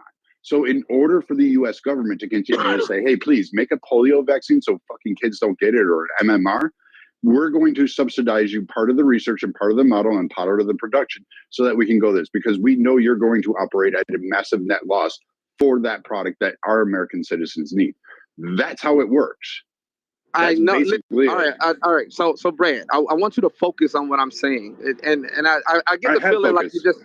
No, you're not. I get the feeling that you're trying to be right when you're what you're telling me is what we already currently have. You're the one trying to be right. So what I'm saying is what we currently have has a major flaw in it, and this is the solution to the flaw. I want you to understand that. And when you made the statement about that flies in the face of capitalism, you're right. It does fly in the face of capitalism. As a matter of fact, what I just stated about these companies using the government to take money from the taxpayer without the taxpayer say so on it, that also flies in the face of capitalism. It's more on the lines of, like I said before, a corporatocracy. I want you to listen to this part because this is really important. It's very important. I said this would be a way to fix what you have done. You take our money and give us nothing back. As a matter of fact, you make us, the American citizen, pay for the same drug that we helped develop at an astronomical rate. Do you understand now? Yeah, saying it 5 times doesn't change the outcome or the comments or the negative impacts that you would oppose. That's why people don't do it the way you're saying it, is because a lot more economists and a lot more people who look at this and know the gravity of what you're suggesting and how it would actually work. Do it this way. So again, I let you finish, so zip it. I thought you were done. I heard the silence. When you go through and you actually listen to what economists say, when you listen to what they're stating and understand how the pharmaceutical markets work and how healthcare and how fucking exports and how those developments go through, then you wouldn't propose that. The IULs are not going to be a saving way and it's an easy fix. If it was, it would have been done by now. It would have, because it wouldn't even cost the $1 trillion pharmaceutical companies absolutely anything, or even the PBMs or any of the other entities floating around there. So if it wouldn't have cost them very much to go ahead and do this, then they would have done it because it would have been a boon, and they would have got the massive tax write-offs, and they would have had the proposals for it, and they still would have had taxpayer subsidies given to them.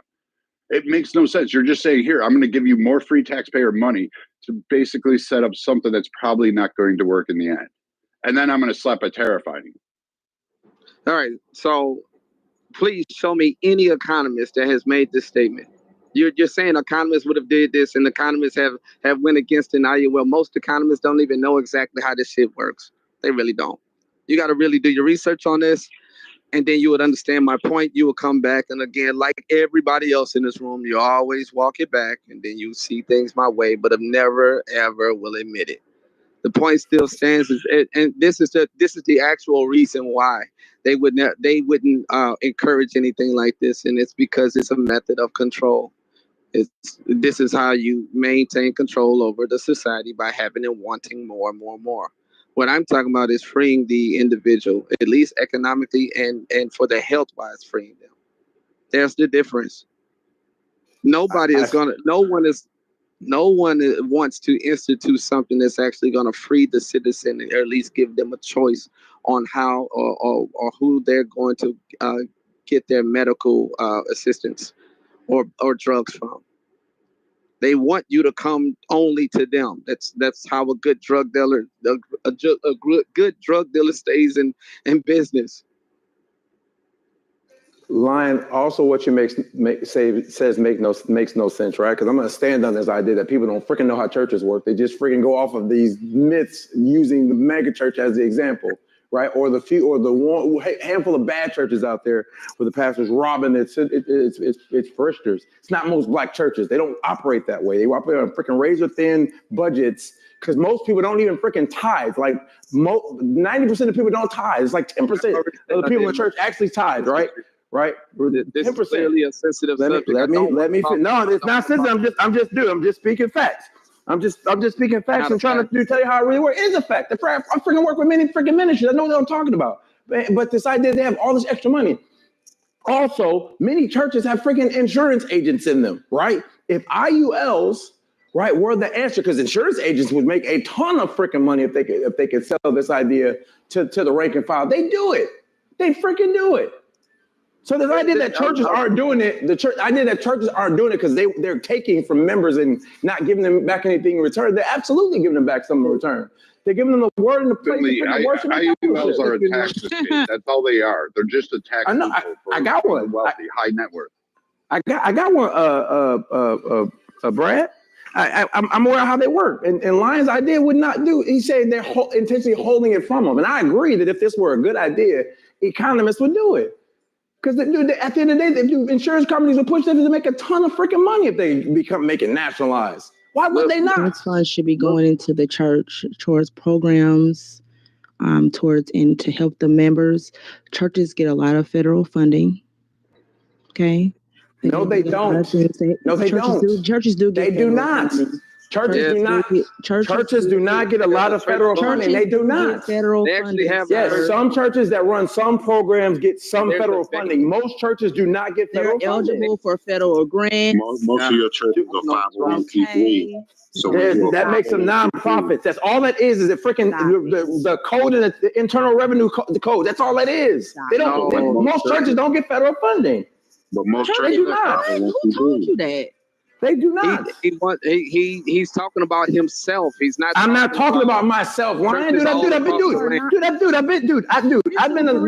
Dude, I am for real.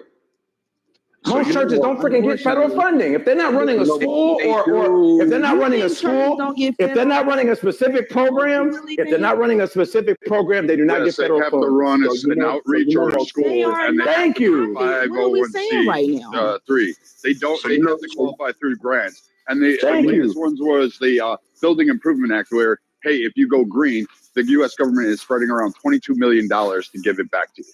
So name me a church that's not set up as a nonprofit. Hey, hold on.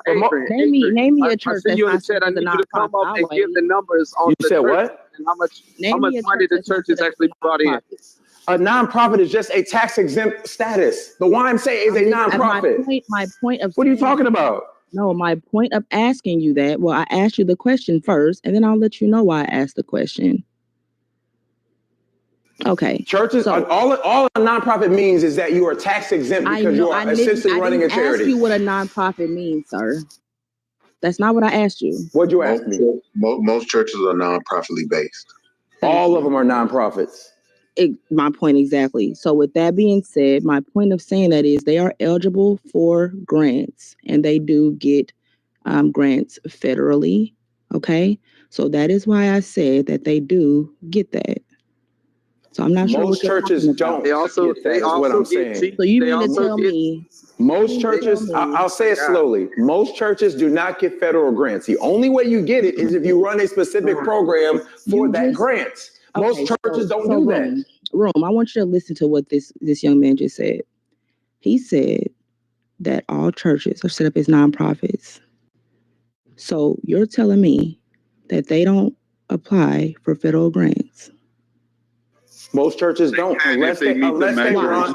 If they don't run a school. And they have to compete on all the. I'm asking Mr. Finley respectfully. Other entities that are not. So I don't need two people talking at me at once because I can't understand that. And go forth with all with that being said, Mr. Finley, if they're not running a school or a program that requires the grants, they don't receive federal grants. Like we run, like for example, that they can apply they have to compete with non-religious entities.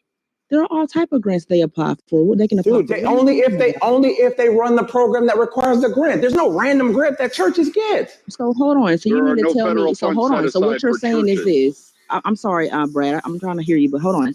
So you're telling me that churches just depend on tithes and offerings to operate? Yes. Where? Almost every church operates that way. Unless they run a program specifically requiring the grant. You gotta be kidding me. I'm not kidding. The churches ain't just running off no tithes and offerings. They are running off of tithes. That's what I was just telling Lion, because there's this idea. Yes, they are. That's what I'm trying to tell Lion, because there's this idea that churches are overrun with funds, and they're not. Most churches are not. The large churches definitely don't need the government grant because they don't. Are you a PK? Churches definitely don't want it. Churches definitely don't want large churches definitely don't want the government coming in and telling them what to do. Are you a PK? I am a PK. Okay, I'm a preacher's kid. Okay, exactly. So that's what you're I'm also, dude. I also know how churches work, dude. I'm not sitting here talking about church theocracy. I'm talking about how churches run. Y'all need to stop it. Dude, y'all don't understand. Dude, y'all don't understand how federal government, federal grants work. And I knew you was a PK. That's why I asked that. That's oh my gosh, that has nothing to do with the price of tea in China, fam. Y'all don't know how to. Y'all, it makes sense. Y'all don't know how churches. Y'all don't know how churches run. Y'all don't know how churches run. Just say it, fam. Just say it. That's the problem. I knew you were a PK or a pastor. I knew you had to be. Oh my gosh, matter because again, it doesn't. the federal government. Brad is an atheist. Brad is an atheist backing up what I'm saying. Brad, you go ahead and talk since you're an atheist. You're a preacher's kid. Brad is an atheist. Go ahead, Brad. He's an atheist. Go ahead, Brad. There's no federal program that sets aside funds for churches. They're not. They have to compete with every other NPO out there for anything. So like if Finley's church says we're going to do a drug rehab center, they have to compete with all the other NPO drug rehab centers in their area for those federal grants. And if the government does split those federal grants among all those NPOs, they get a small slice of that. There's no massive amount of money that the US government or even the state governments allocate just towards churches. They still have to pay taxes. They still have to pay mortgages. They still have to pay interest rates on loans. They still have to pay utilities. The only thing they don't get is they get the tax exempt status for being an NP or a nonprofit.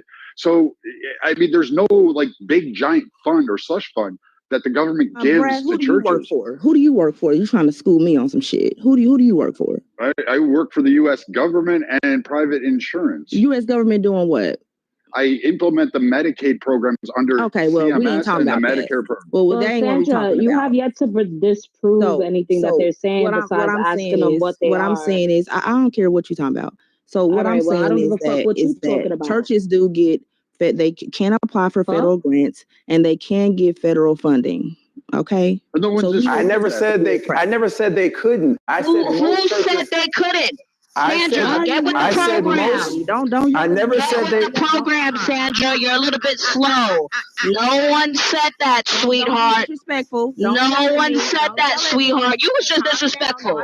So now I'm disrespectful. No. No one said that, sweetheart. Get stick in the pocket. I don't know who stick in the pocket. Some churches use grants. Some don't, sweetheart. It doesn't matter if they're a pastor or not. It doesn't invalidate. All right, slut, bitch, whore. Is that what you want to be called? Slut, whore, bitch. You stupid dumb bitch.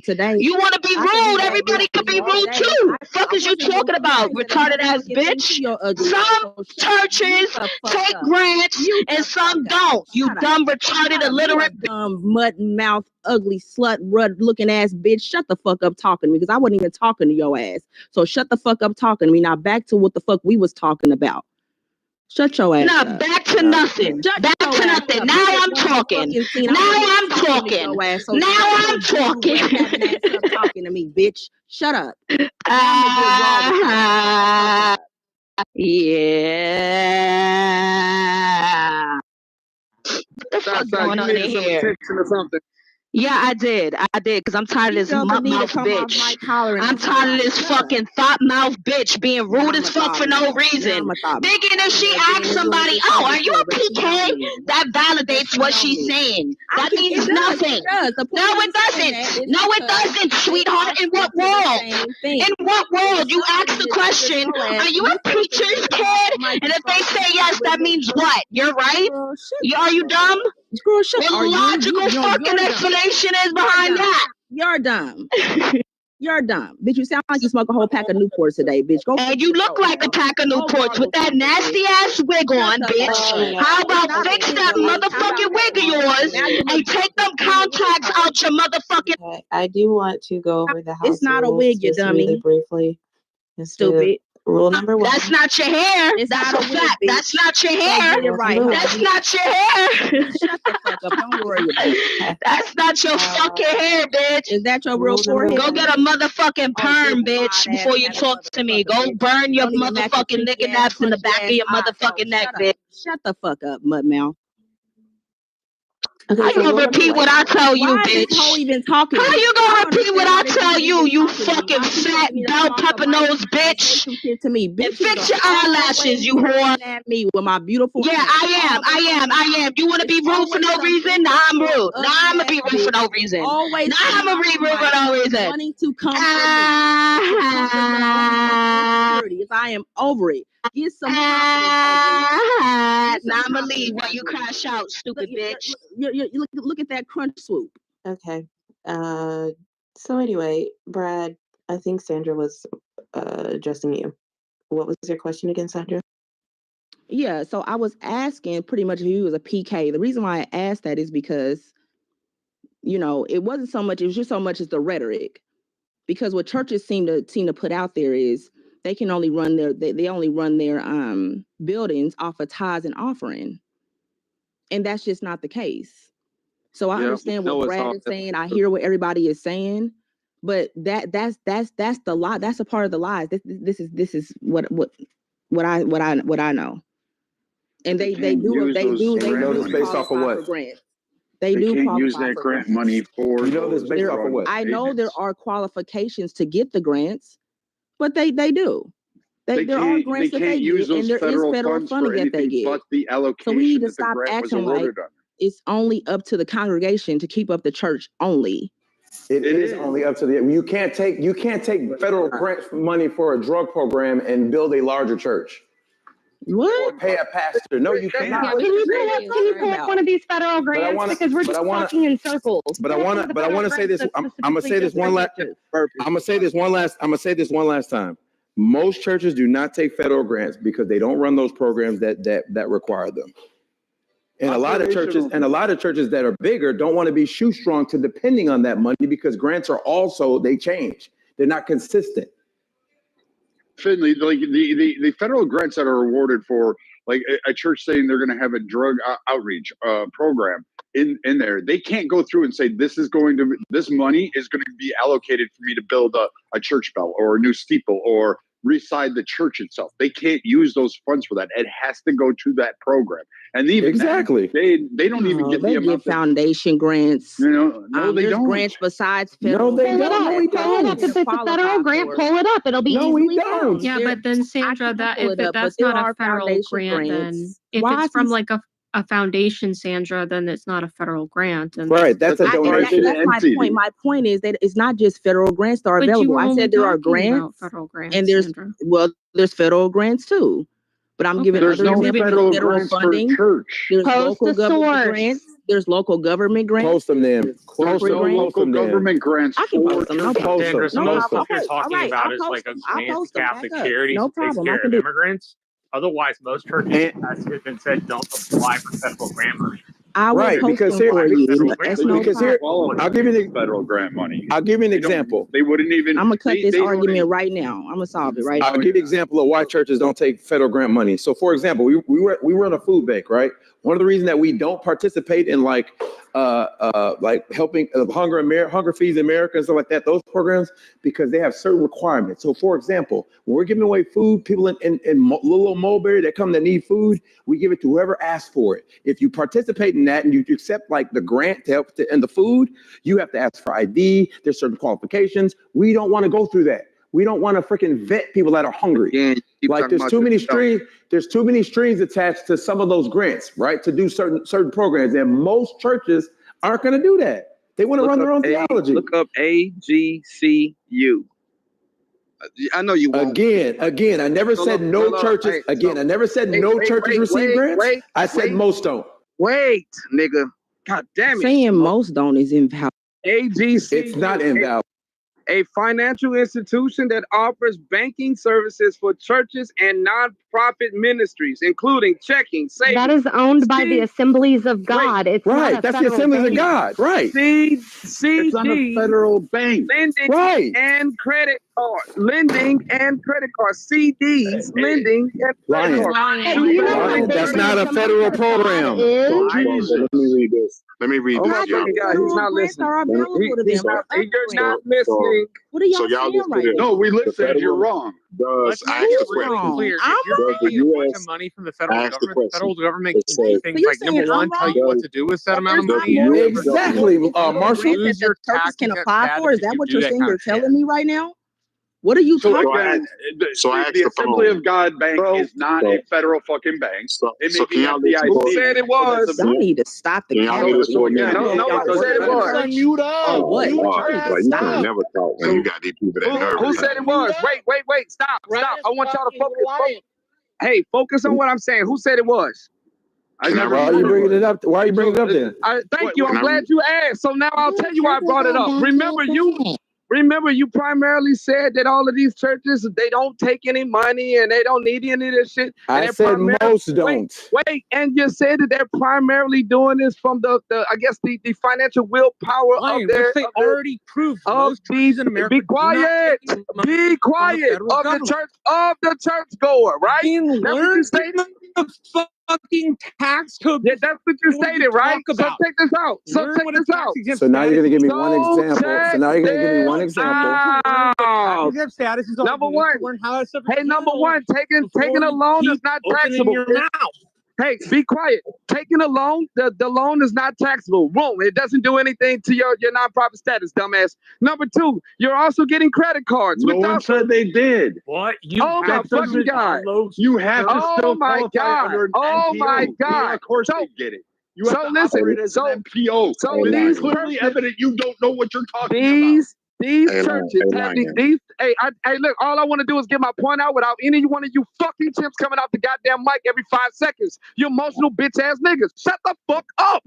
I want to speak after you, bro. The dumbest man will you lock goddamn everybody clown. up. Take Hey, shut your pinworm ass up. You rectum worm. I'm just getting ready to go to the grocery store. All right, look, here's the point. You got all of these options, and you could at any time, even as a small local church, mute up. Marshall, he's talking. Mute up. Marshall, please be quiet, son. What's wrong with y'all? Needs battery. Please, please. Mute Marshall. I don't know. Listen, you go find something to do for a minute. All I'm saying is you've always had all of these options that the regular everyday poor ass motherfucker that goes to your churches don't necessarily have. You have a bank, you got credit, you got lending, you got CDs. You could have put this money in, and of course you could have also for your church had set up an IUL for each and every one of your parishioners. Even in the smallest church, because you got this exists because you're a fucking church. Can I So I want to respond there real quick. So I'm aware of the Assemblies of God Bank, right? Because I used to be a member of I used to be a member of Parkland Assembly of God when I was in Wisconsin, right? Bishop Walter Harvey. If you want to look it up, I know what the hell I'm talking about, right? I was on that church's staff. I volunteered, right? So I'm very much familiar with it, right? Some churches have this ability. There's another church in Milwaukee, it's a mega church that has its own credit union, right? There's a few of them. I will say this one last time so you can hear me understand clearly. Most churches do not have these resources because those churches were able to pull it off because they have very large congregations, right? They have the staff, like, because they have to be able to afford to pay for stuff like audits, which are like $100,000 when they do it. Most little churches cannot do that. They don't have the staff members. If they get the staff members, they don't have they'd have to volunteer. They'd have to then pay them. This stuff costs money. It ain't free. And parishioners don't have the time to do these things, especially the small ones, right? Most churches, I will say this one last time, do not operate like this. I never said it didn't happen. I never said churches never get grants. I said most of them don't. I land there. This is what I want to read so for y'all. So they running off tithes and offerings. That's what I said. That's how they've been doing it. I really want to know what these nonprofits could do. Just click the link. You got all of the opportunity in the world that's full of shit. Hold on. So I asked the question. I said, does the U.S. government give money to churches? The answer is the federal government does not set aside a separate funding stream specifically for base faith group. Rather, they are eligible to apply for government grants on an equal footing with other similar non-governmental organizations. So it says, where do churches get that money? All churches rely on donations from their members and supporters. They may ask for regular or online donations or hold special fundraisers as well. They can do that. It said, why are churches exempt from federal taxes? It says churches are considered to be public charities, also known as Section 501c3 organizations. They do not have net income. So all of that kind of covers everything y'all talking about. Some churches do. Most churches are nonprofit. It doesn't really. Seven. That's literally what Brad said. Brad said that almost verbatim. That's not seven. We're talking. Obviously, we're talking past each other. Then you don't know what I'm talking about, and I know what you're talking about, Lion. You don't. Have you? I know what you're talking about, Lion. North Carolina recently. So remember, listen, it's like we're fighting like two separate. I just want you all to understand that. I want you all to understand. And I haven't said a word, and I want to explain. They just don't like lying. Okay, so we're gonna move the mic around. We do love new speakers. We'll allow Corey to speak, and then we'll move to Sandra. She posted a few things in the chat. She was asked for evidence of her claims, and then Simone. Right. Thank you. So a couple things, and the reasons the churches can apply for these, and the reason they get these grants is because of what they do. Okay. If you're aware of what happened in South Carolina and North Carolina, and you've been there and you volunteered and you do things, you'll find yourself most likely at a church. The churches are very big in disaster relief. Okay. So community service, number one, is one of the reasons that they get these grants. It's things they do. Church that I was a part of, they did things with childcare for people. They did things for repairing the cars for low-income people, single mothers. They did things like they were working with the city because the city can't do it, but it would have been a fully funded by the church congregation healthcare facility for low-income people and people who are just getting out of incarceration. These are the things that the church does. So community service things are number one, right? Now you got to look at disaster relief. They're huge in disaster relief. They're actually struggling still. They can only manage to be, right now in the Carolinas, they're giving people 2 meals a day. That's what the church is doing. That's a lot. They'd like to do 3, but they can't. They don't have the resources to do it, right? But the church is leading this. Their doors are open. These people are working round the clock, some of them. I know because I've got people and family there that are volunteering. I got family that was affected by it, right? So disaster relief is a huge thing. Now, I'm going to tell you something. If it wasn't for the churches, do you think our government is putting up tents in places like this to do it? No. And if they were, your tax dollars are going to go way up. Okay, so these things are in place because the churches do those things, right? So these are things that you have to weigh in when people get really worked up about the churches and about getting any money. The church can do things that the city can't, that the government can't, and the church can do it better. Okay, there's no way that we would have been able to help these people without the church. Corey, the problem is that now you just presented a third argument. There are literally 3 arguments right now on the table.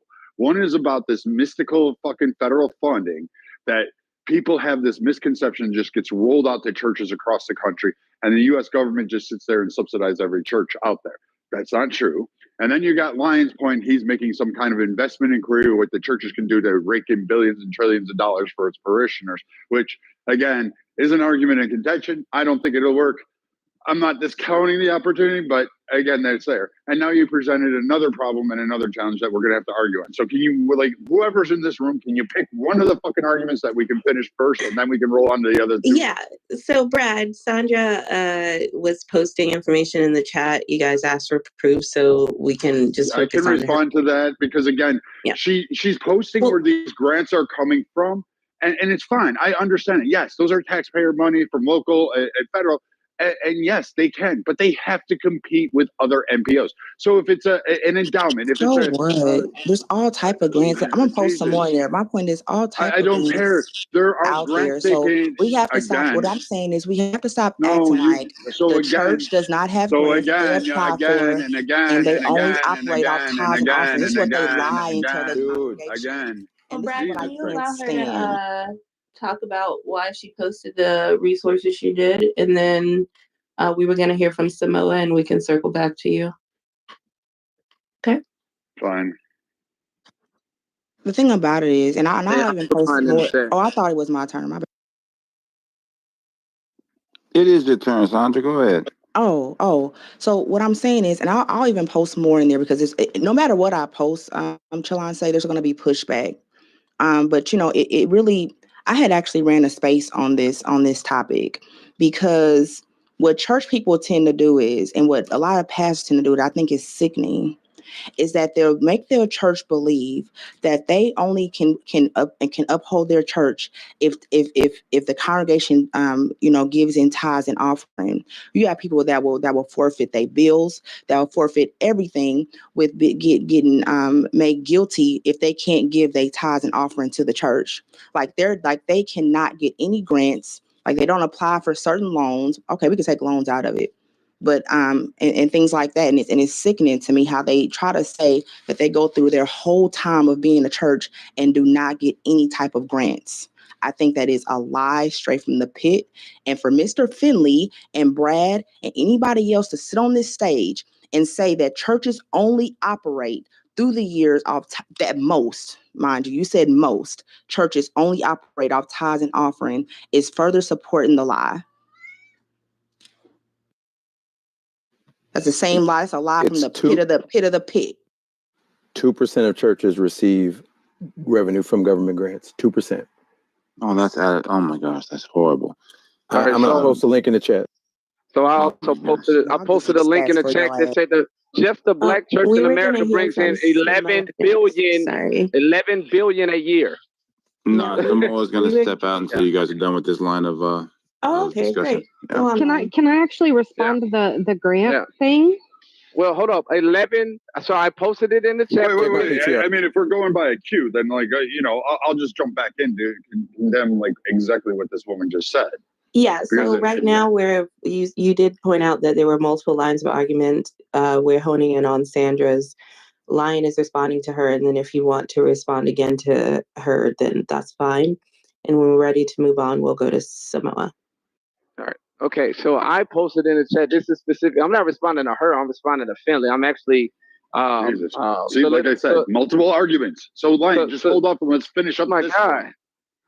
No, well, actually, you guys had cut me off because my original point was ran over by Finley and you.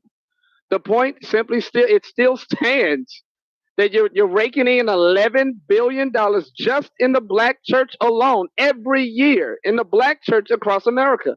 11.5 billion. I put it in the chat. Every year since 1980. Every year. And you got nothing for your parishioners. They still live in a ghetto. Okay, great. That's the end of your argument there. We'll circle back to that one, Lion. I'll get to that one, or Finley will help me out in that one. So, to Sandra's point, again, there are all sorts of grants. There are so many NPOs throughout the country, and in fact, some of you set up NPOs and little small LLCs during the pandemic, so you could go get your PPP loans and then commit fraud against the U.S. government. And now some of you are getting locked the fuck up, like a couple famous Clubhouse users that were teaching that scam. Now. What you have is competition for these grants. People, for some reason, have this weird ideology or weird fucking view that all these churches just get funding and they just go up to Uncle Sam and say, hey, I need $100,000. I want a new fucking look to my church. It doesn't work that way. They have to apply for a mortgage. Yes, they do get funding from the parishioners, and they have to comply with grants. So, for instance, a famous church is Father Baker, which is up in Lackawanna, New York. The church itself is funded by the Catholic. They don't get any funding from the federal grants. They don't get anything for the church itself or its operations. Now, the boys' home, the orphanage, and the hospital, along with the drug rehab center, that these three entities, they have special grant funding. They are separate entities, even though they're under the umbrella of that very church. They operate it, and they do get grants and subsidies for their work. Catholic Charities, which is a Catholic institute that provides numerous different services, can qualify and they compete with it. Now, the small churches like Finley saying that says, hey, I have 10 parishioners that I want to give drug rehab to, they're going to compete with other churches, other nonprofit entities, and other people applying for those funds. No matter what grant it is, there is competition for it. And they may not even get the full grant. They may be disqualified, which happens all the fucking time. There's a gentleman on stage. Where is he? Paul. Paul deals with this stuff on a daily basis. He administers grants and shit like that. He can tell you. If you don't believe me, ask him. So I sat I've been on boards of the Assemblies of God. I've been on boards of the National Baptist. I've been on boards of the freaking Church of God in Christ, right? Dude, this is not, I'm not a novice to this, right? It's about 2%. Pick the pictures in my PTR, right? I never said, I never said churches didn't get any money. Never said that, right? To Brad's point, they have to compete for grants like anyone else. They do indeed operate on their tithes and offerings. It's razor freaking thin. That's what my original point to Lion was, because he thinks that they have this extra money, right? Some churches do. The bigger churches do. Many of these bigger churches do have other financial programs for their parishioners, i.e. credit unions, i.e. banks, right? Or mostly credit unions. I shouldn't say banks. But they do. But 99% of churches aren't big enough to sustain that or operate that. They do operate on tithes and offerings. They pay for heat. They pay for mortgages in some churches. They pay for some musicians may get a salary. Some pastors get a salary. But they operate on these razor thin margins. And the biggest reason they don't take government grants, well, one, they got to compete, number one. Number two, the shoestrings attached. Because when you take the grants, you got to run the programs the way the feds say you want to run it. And most churches don't want to do that. All right. So, ladies and gentlemen, I put it in the chat. This particular program is for all churches. You have the option as a church, or you don't even have to have a church.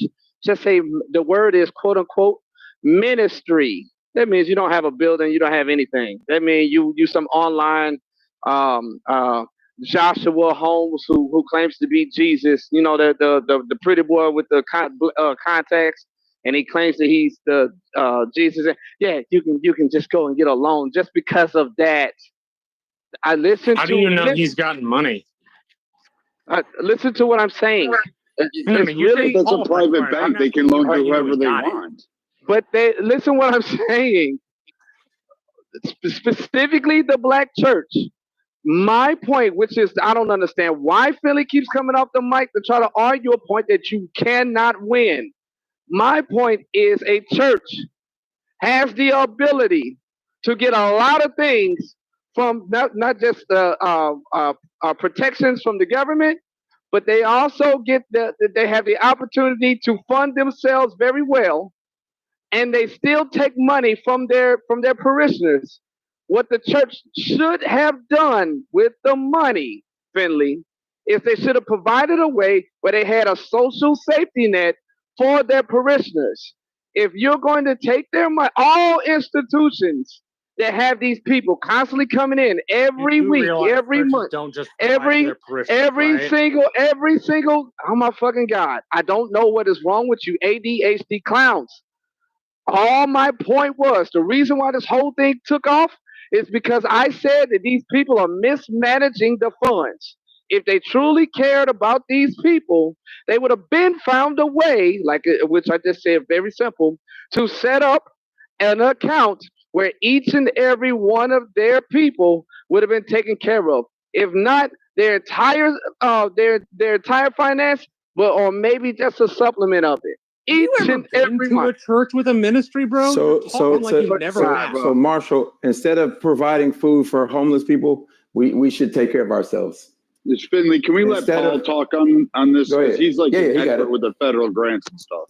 I mean, I deal with federal and state grants. I hear you when it comes to churches don't want to work within the boundaries set by federal grant programs. But if you take a federal grant and it's found out that you use it to pay for your pastor to give Sunday services, that constitutes grant fraud. And if it's found out by the granting agency that you've used your money for non-grant purposes, they will either take the money back, they'll blackball you from getting future grants, or they'll take you to court for engaging in fraudulent grant charges with a federal agency. And those are not fun to go through. They will drag churches through the mud, and you will potentially end up losing properties as a result. The hell you say, Paul? So tell me any of what is he saying that had any relevance to do with our premise? We were addressing the earlier point line. We were addressing Sandra. You keep jumping back to your argument. We asked you to hold on a minute so we could deal with one argument at a time. But everybody already understands that about fucking grants. If you're not using the money for apparently not, Lion, because she still is arguing against it. The point is, you got the opportunity to even have these options available.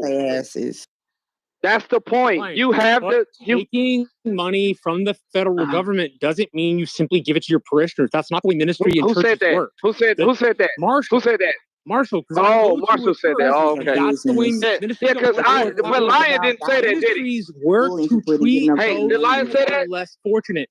Hey, did Lion say that? You saying that? You created this argument. You can come into the church and ask for food or ask for rental assistance, and the church will then, in some cases, is that what I said? Money, even if is that what I said? Anybody?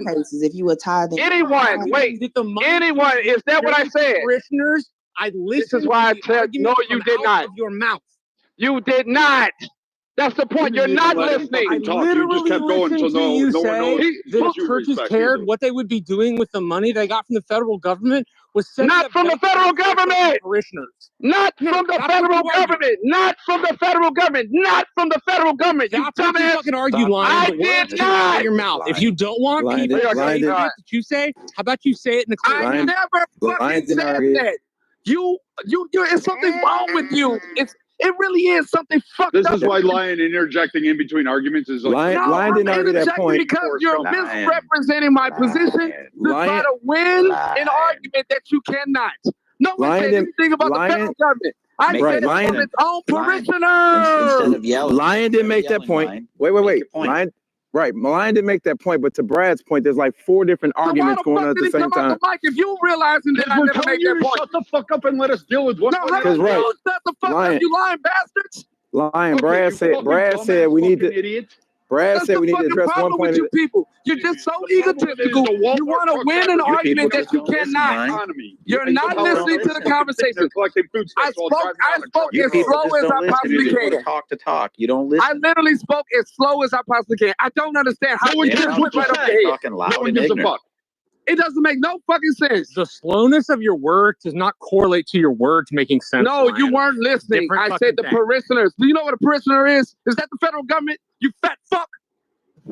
No, dude, you fat dumb piece of law. And you literally argued fucking EBT warrior fucking screaming at everybody. He's the fucking IT. I listened to the words come out. No, you didn't. I know this was your failure in school too. I know that this was the problem your teachers had with you. I know that for a fact. You do this all the time.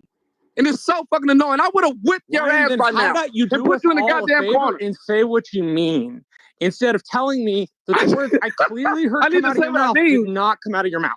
Hey, Marshall, what I mean, listen to me clearly. I want you to repeat it as I say it. I am saying if again the church does not make taking money, make fucking sense. Hey, I can speak if the English. church is taking money from its parishioners, say that part with me. If the church is taking money from its parishioners, say it. Say it, Marshall. Say it so we can fucking move on. I'm sick and tired of you monkeys constantly fucking up the conversation. Get your monkey ass talking so we can hear your point, because you know what you're going to say. It's probably something stupid. Say it, and then we'll say. He's saying the church is taking money from their parishioners. They can give them. They basically he can invest the money and give them something back in return. Thank you. Now is that the government? Hey, now Philly. And I've been right. Is that government grant? Philly, is that government grant? Money. Right, but wait. To do with a 501c3. Not what it's about. Is that a government grant? Read the grants. No, it's not a government grant. It's not a government grant. Everybody else, shut the fuck up. Philly is the only one that was listening. Shut the fuck up. Philly was the only one listening. Hey, Philly, is that? Hey, be quiet. Corey, hold on one second. Corey, hold on one second. Now, talking Corey, to hold on one second. Hold on one I'm second. talking to Philly. Now, Philly, was that? Hey, was that a government grant? No, it was not a government grant. Yo, let Finley fucking talk, man. Let him moderate. Go right ahead, Finley. Holy crap, I forgot I was even a mod. You just need I forgot I was even a mod. I didn't know I was a mod. I keep telling you that's the problem with you clowns. So, okay. First of all, Lion didn't make that point, right? Number one, he didn't. He said what I just said. If they're taking money from the prisoners, they should be invested and give them some back, right? Number one. Number two, Brad has been pointing out about 4 different times that there's like 3 different arguments on this stage, and he's trying to put out one fire at a time, and we're not able to do that. We were addressing Sandra's point about the grants because But that was the reason why you wanted to address Sandra's point and not mine, because you couldn't No, we would get to yours in a minute. We're getting to you, right? Brad literally said mine was first. Lion. Oh my God, you are the biggest bitch ass baby there is. Lion. But Lion. Hey, my point was first. You ran to Sandra. Yo, Finley's talking. Let him moderate. Now, also, I want to just point out before we get back to Mr. Finley that we do, in some cases, prioritize new speakers. Don't you want new people to play with? Okay. No, So, no. yeah. Pause. Yeah. Pause. Tally, pause. Yeah. No, we don't. No, we don't. No, we don't. She lying, yeah, we y'all. do. Yeah, we do. But to the first point, we're addressing the grants point, right? To trying to kill her point. To Lion's point, and Marshall brought this up, is with respect to the church's funds, and I literally forgot about this. Like after you also have ministries to run, i.e. giving food away to the homeless, right? That's one thing that we do at my church that we do not receive federal funds for, right? There is no extra money left over. Like almost every dime that we take in, we give back out, and our pastor takes no salary, right? And the members, this is what the members want, because we're not in it just for ourselves and getting God's word and edification. We're also in it to do the work in the community. That's what churches are supposed to do. We're not supposed to be self-serving entities. Now, are there churches that do that? Absolutely. But you're supposed to, that's one of the reasons that you're able to qualify as a charitable organization, because you do the charity part. And the investments, Finley, aren't there. Like you have to, they can get some endowment funds. They can do some objectives and risk tolerance investments. What do they have? Like donor advised funds. They can do those certificates of deposit. Like they're very controlled in where they can even take the parishioners' money and how they operate at a nonprofit.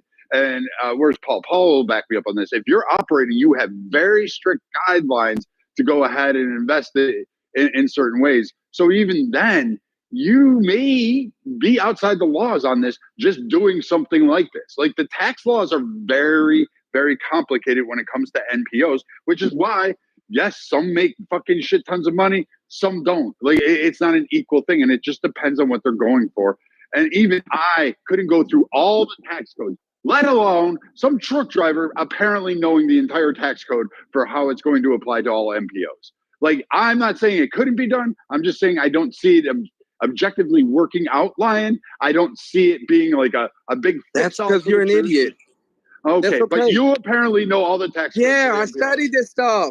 Yeah, I know it's crazy. Lion, apparently studying was like reading the top lines of the tax code because you genuinely don't know what the tax code is. Marshall, please be quiet. You don't know anything, Marshall. You're constantly being corrected. I know more than you do. Marshall, no, you don't. You're constantly being corrected every time you open your fat dick sucking mouth. And shut that faggot ass nigga Corey up with you while you're at it. Here's the point. Was I talking ever about government? I speak for Corey? Hey, That's stop. stupid, dude. I speak for myself. Was Don't I tell me ever I talking am getting about somebody government? else talking. Some people just are too fucking stupid to understand the fucking real reality of what a government grants for. It's not to give to parishioners. Was I ever talking He's not talking about. He's to be clear, and to be fair to Lion, he's not talking about government grants. So we need to move on from that point. What the fuck are you talking about? He's talking about that either. He's talking about tithes and offerings. He's talking about tithes and offerings. But I do got a question for you. I got little ass voice. I do got a question for you. I do got a question for you, Lion. Who got that little ass voice? I got a question for you, Lion. Lion, you there? He driving. He's there. You know he's there. You know. I just think you're not paying attention. So back to Tally. What are you saying now? New people? Yeah. Let's go to that little ass voice. Hey, who knew? Corey. Corey's new. Where that little ass Corey, voice? Sandra, Paul, Crystal. I'm getting. No, Corey. It was Corey. Hey, yes, Corey. thank you. I'm gonna put a link to the house in the link chat. the house and do all that and do all the games. Yeah. Also, the link to our Discord is up top. We start a lot of conversations there too. Mamma mia, my balls. Hey, yo. All right, so Marshall, you're hot micing. Yeah, you hot micing talking about your balls and shit. Sorry. Paul, I'm within your family. Yeah, like you like, bro. So, Paul, can you go through, because I want to put together the first fucking issue. And then we can go through, because even it correlates two lines. It'll drift into lines because, again, you can't fucking just grab money and go ahead and do all this shit. And since you actually do this for a career, could you explain a little bit more on it? I mean, sure. I put in and manage and administer about $3 million worth of federal grants on a yearly basis. So like this stuff, it can get complicated. If a church is using grant money to administer, 501c3 compliant programming, like giving out food to the homeless or building homeless shelters or drug rehab, that's fantastic. There's no problem with that. But like if you're taking your grant money and you're using it to build a new steeple or to pay your preacher for Sunday services, that's where the problems sort of get in place. That's where you do need to be taking parishioner donations to sort of fund those things, where you can use parishioner donations to fund those positions. But you have to be really meticulous in your bookkeeping. That's why having good nonprofit bookkeepers is such a pain in the ass, because you've got to sit there, and if your pastor gives a Sunday service for an hour and a half and then immediately goes out the door to start giving out food to the homeless that is 501c3 compliant, your bookkeeper's got to sit there and say, at 11:05 he stepped off, and at 11:30 he's now down at X homeless shelter giving out food, and the time in between does not count for your services. But you have to be really, really good about this, and the government really holds you to account for when you are receiving these funds. You have to show you're actually following through on them. So you will say, on your deliverables, we're going to give out 500,000 hot meals to homeless in the Atlanta, Georgia area in this time period. You have reporting periods. You have to give them, actual reports on your sort of productivity moving towards that goal. If you say we've got, 20 volunteers, we've got 5 paid staffers, they gave out 75 meals in a 45-minute window at this location, you have to actually do this. You have to send that in, and you have to show that you're meeting your obligations that you put in for the money. If you don't, is when the problems arise.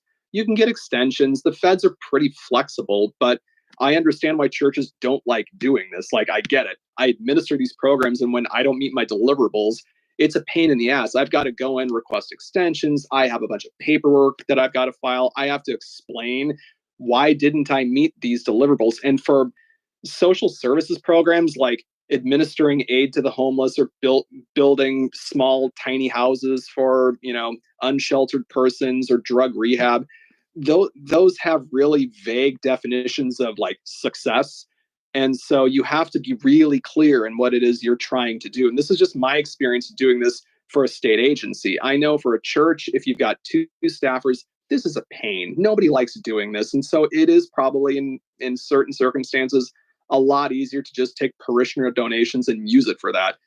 Mister, I'm sure that's probably why your church does that, because it's a pain to separate these things. And, a lot of churches don't see their 501c3 compliant programming as being separate from their faith-based programming, because that is very central to, Protestant and Catholic dogma, is administering aid to the homeless and the needy as part of your, expression of faith. So it can be very difficult to do these things, but everybody's kind of right and wrong. I'll just leave it there. And I want to just add this, I just want to know whose point is he refuting.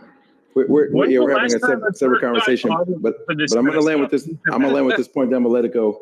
To Paul's point, and a lot of churches don't have the talent, because if they don't have the talent to do it, they got to hire it out. They don't have the money to hire these people out. It costs money to hire out accountants to do this very meticulous work.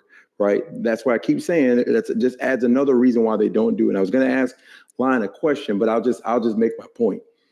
We had a problem at my church in which we owned rental property, right? And we were wondering if we could rent it out, right? And so we had to hire an accountant to basically answer those questions for us. And what the accountant told us, thank goodness, because again, if you don't have the talent, you got to hire it out, is that if you have a mortgage on said rental properties, you absolutely cannot rent it out without being taxed. You can only rent it out if it does not have a mortgage. Little stuff like that, churches don't want to fool around with stuff like that. They're not trying to get in trouble and lie to Uncle Sam. But when you accept funds from Uncle Sam, the meticulous nature of Uncle Sam and making sure you're doing X, Y, and Z, If you don't have the talent, it costs money, and most churches just do not want to be bothered. Mr. Finley, wait, Mr. Finley, last time, Mr. Finley. Yeah, we weren't talking to your point, to be clear, Lion. Yeah, thank you. That's all I wanted to hear. So, and do you know the reason why all of you bastards avoided my point? Because you don't have one? People were more interesting? No, because you couldn't defeat it or refute it.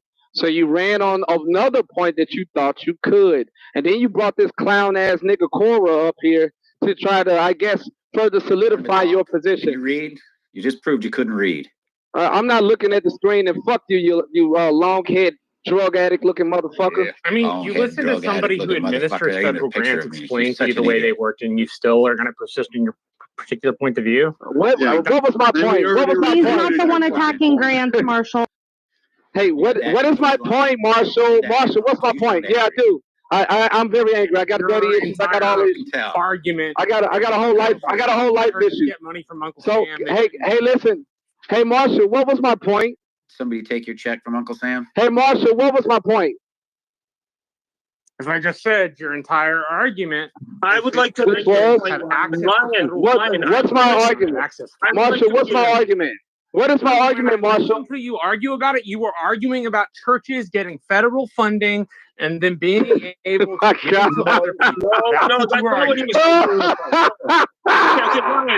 This nigga's retarded, man. I'm telling you. He's fucking retarded.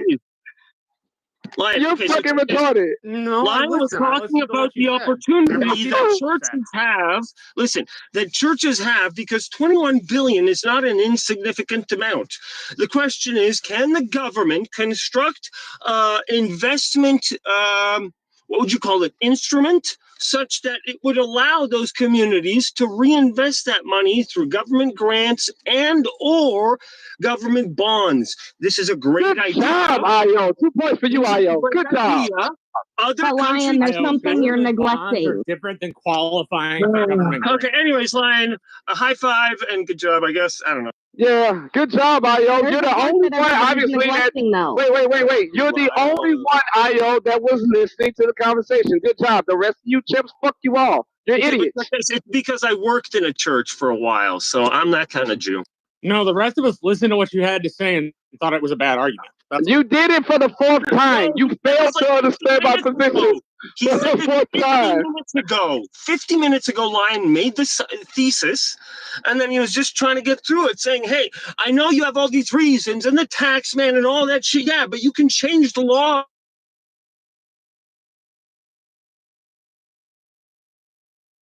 Yeah, that one's good. You got full coverage of the words, no blocking when you go on mute. That one's good.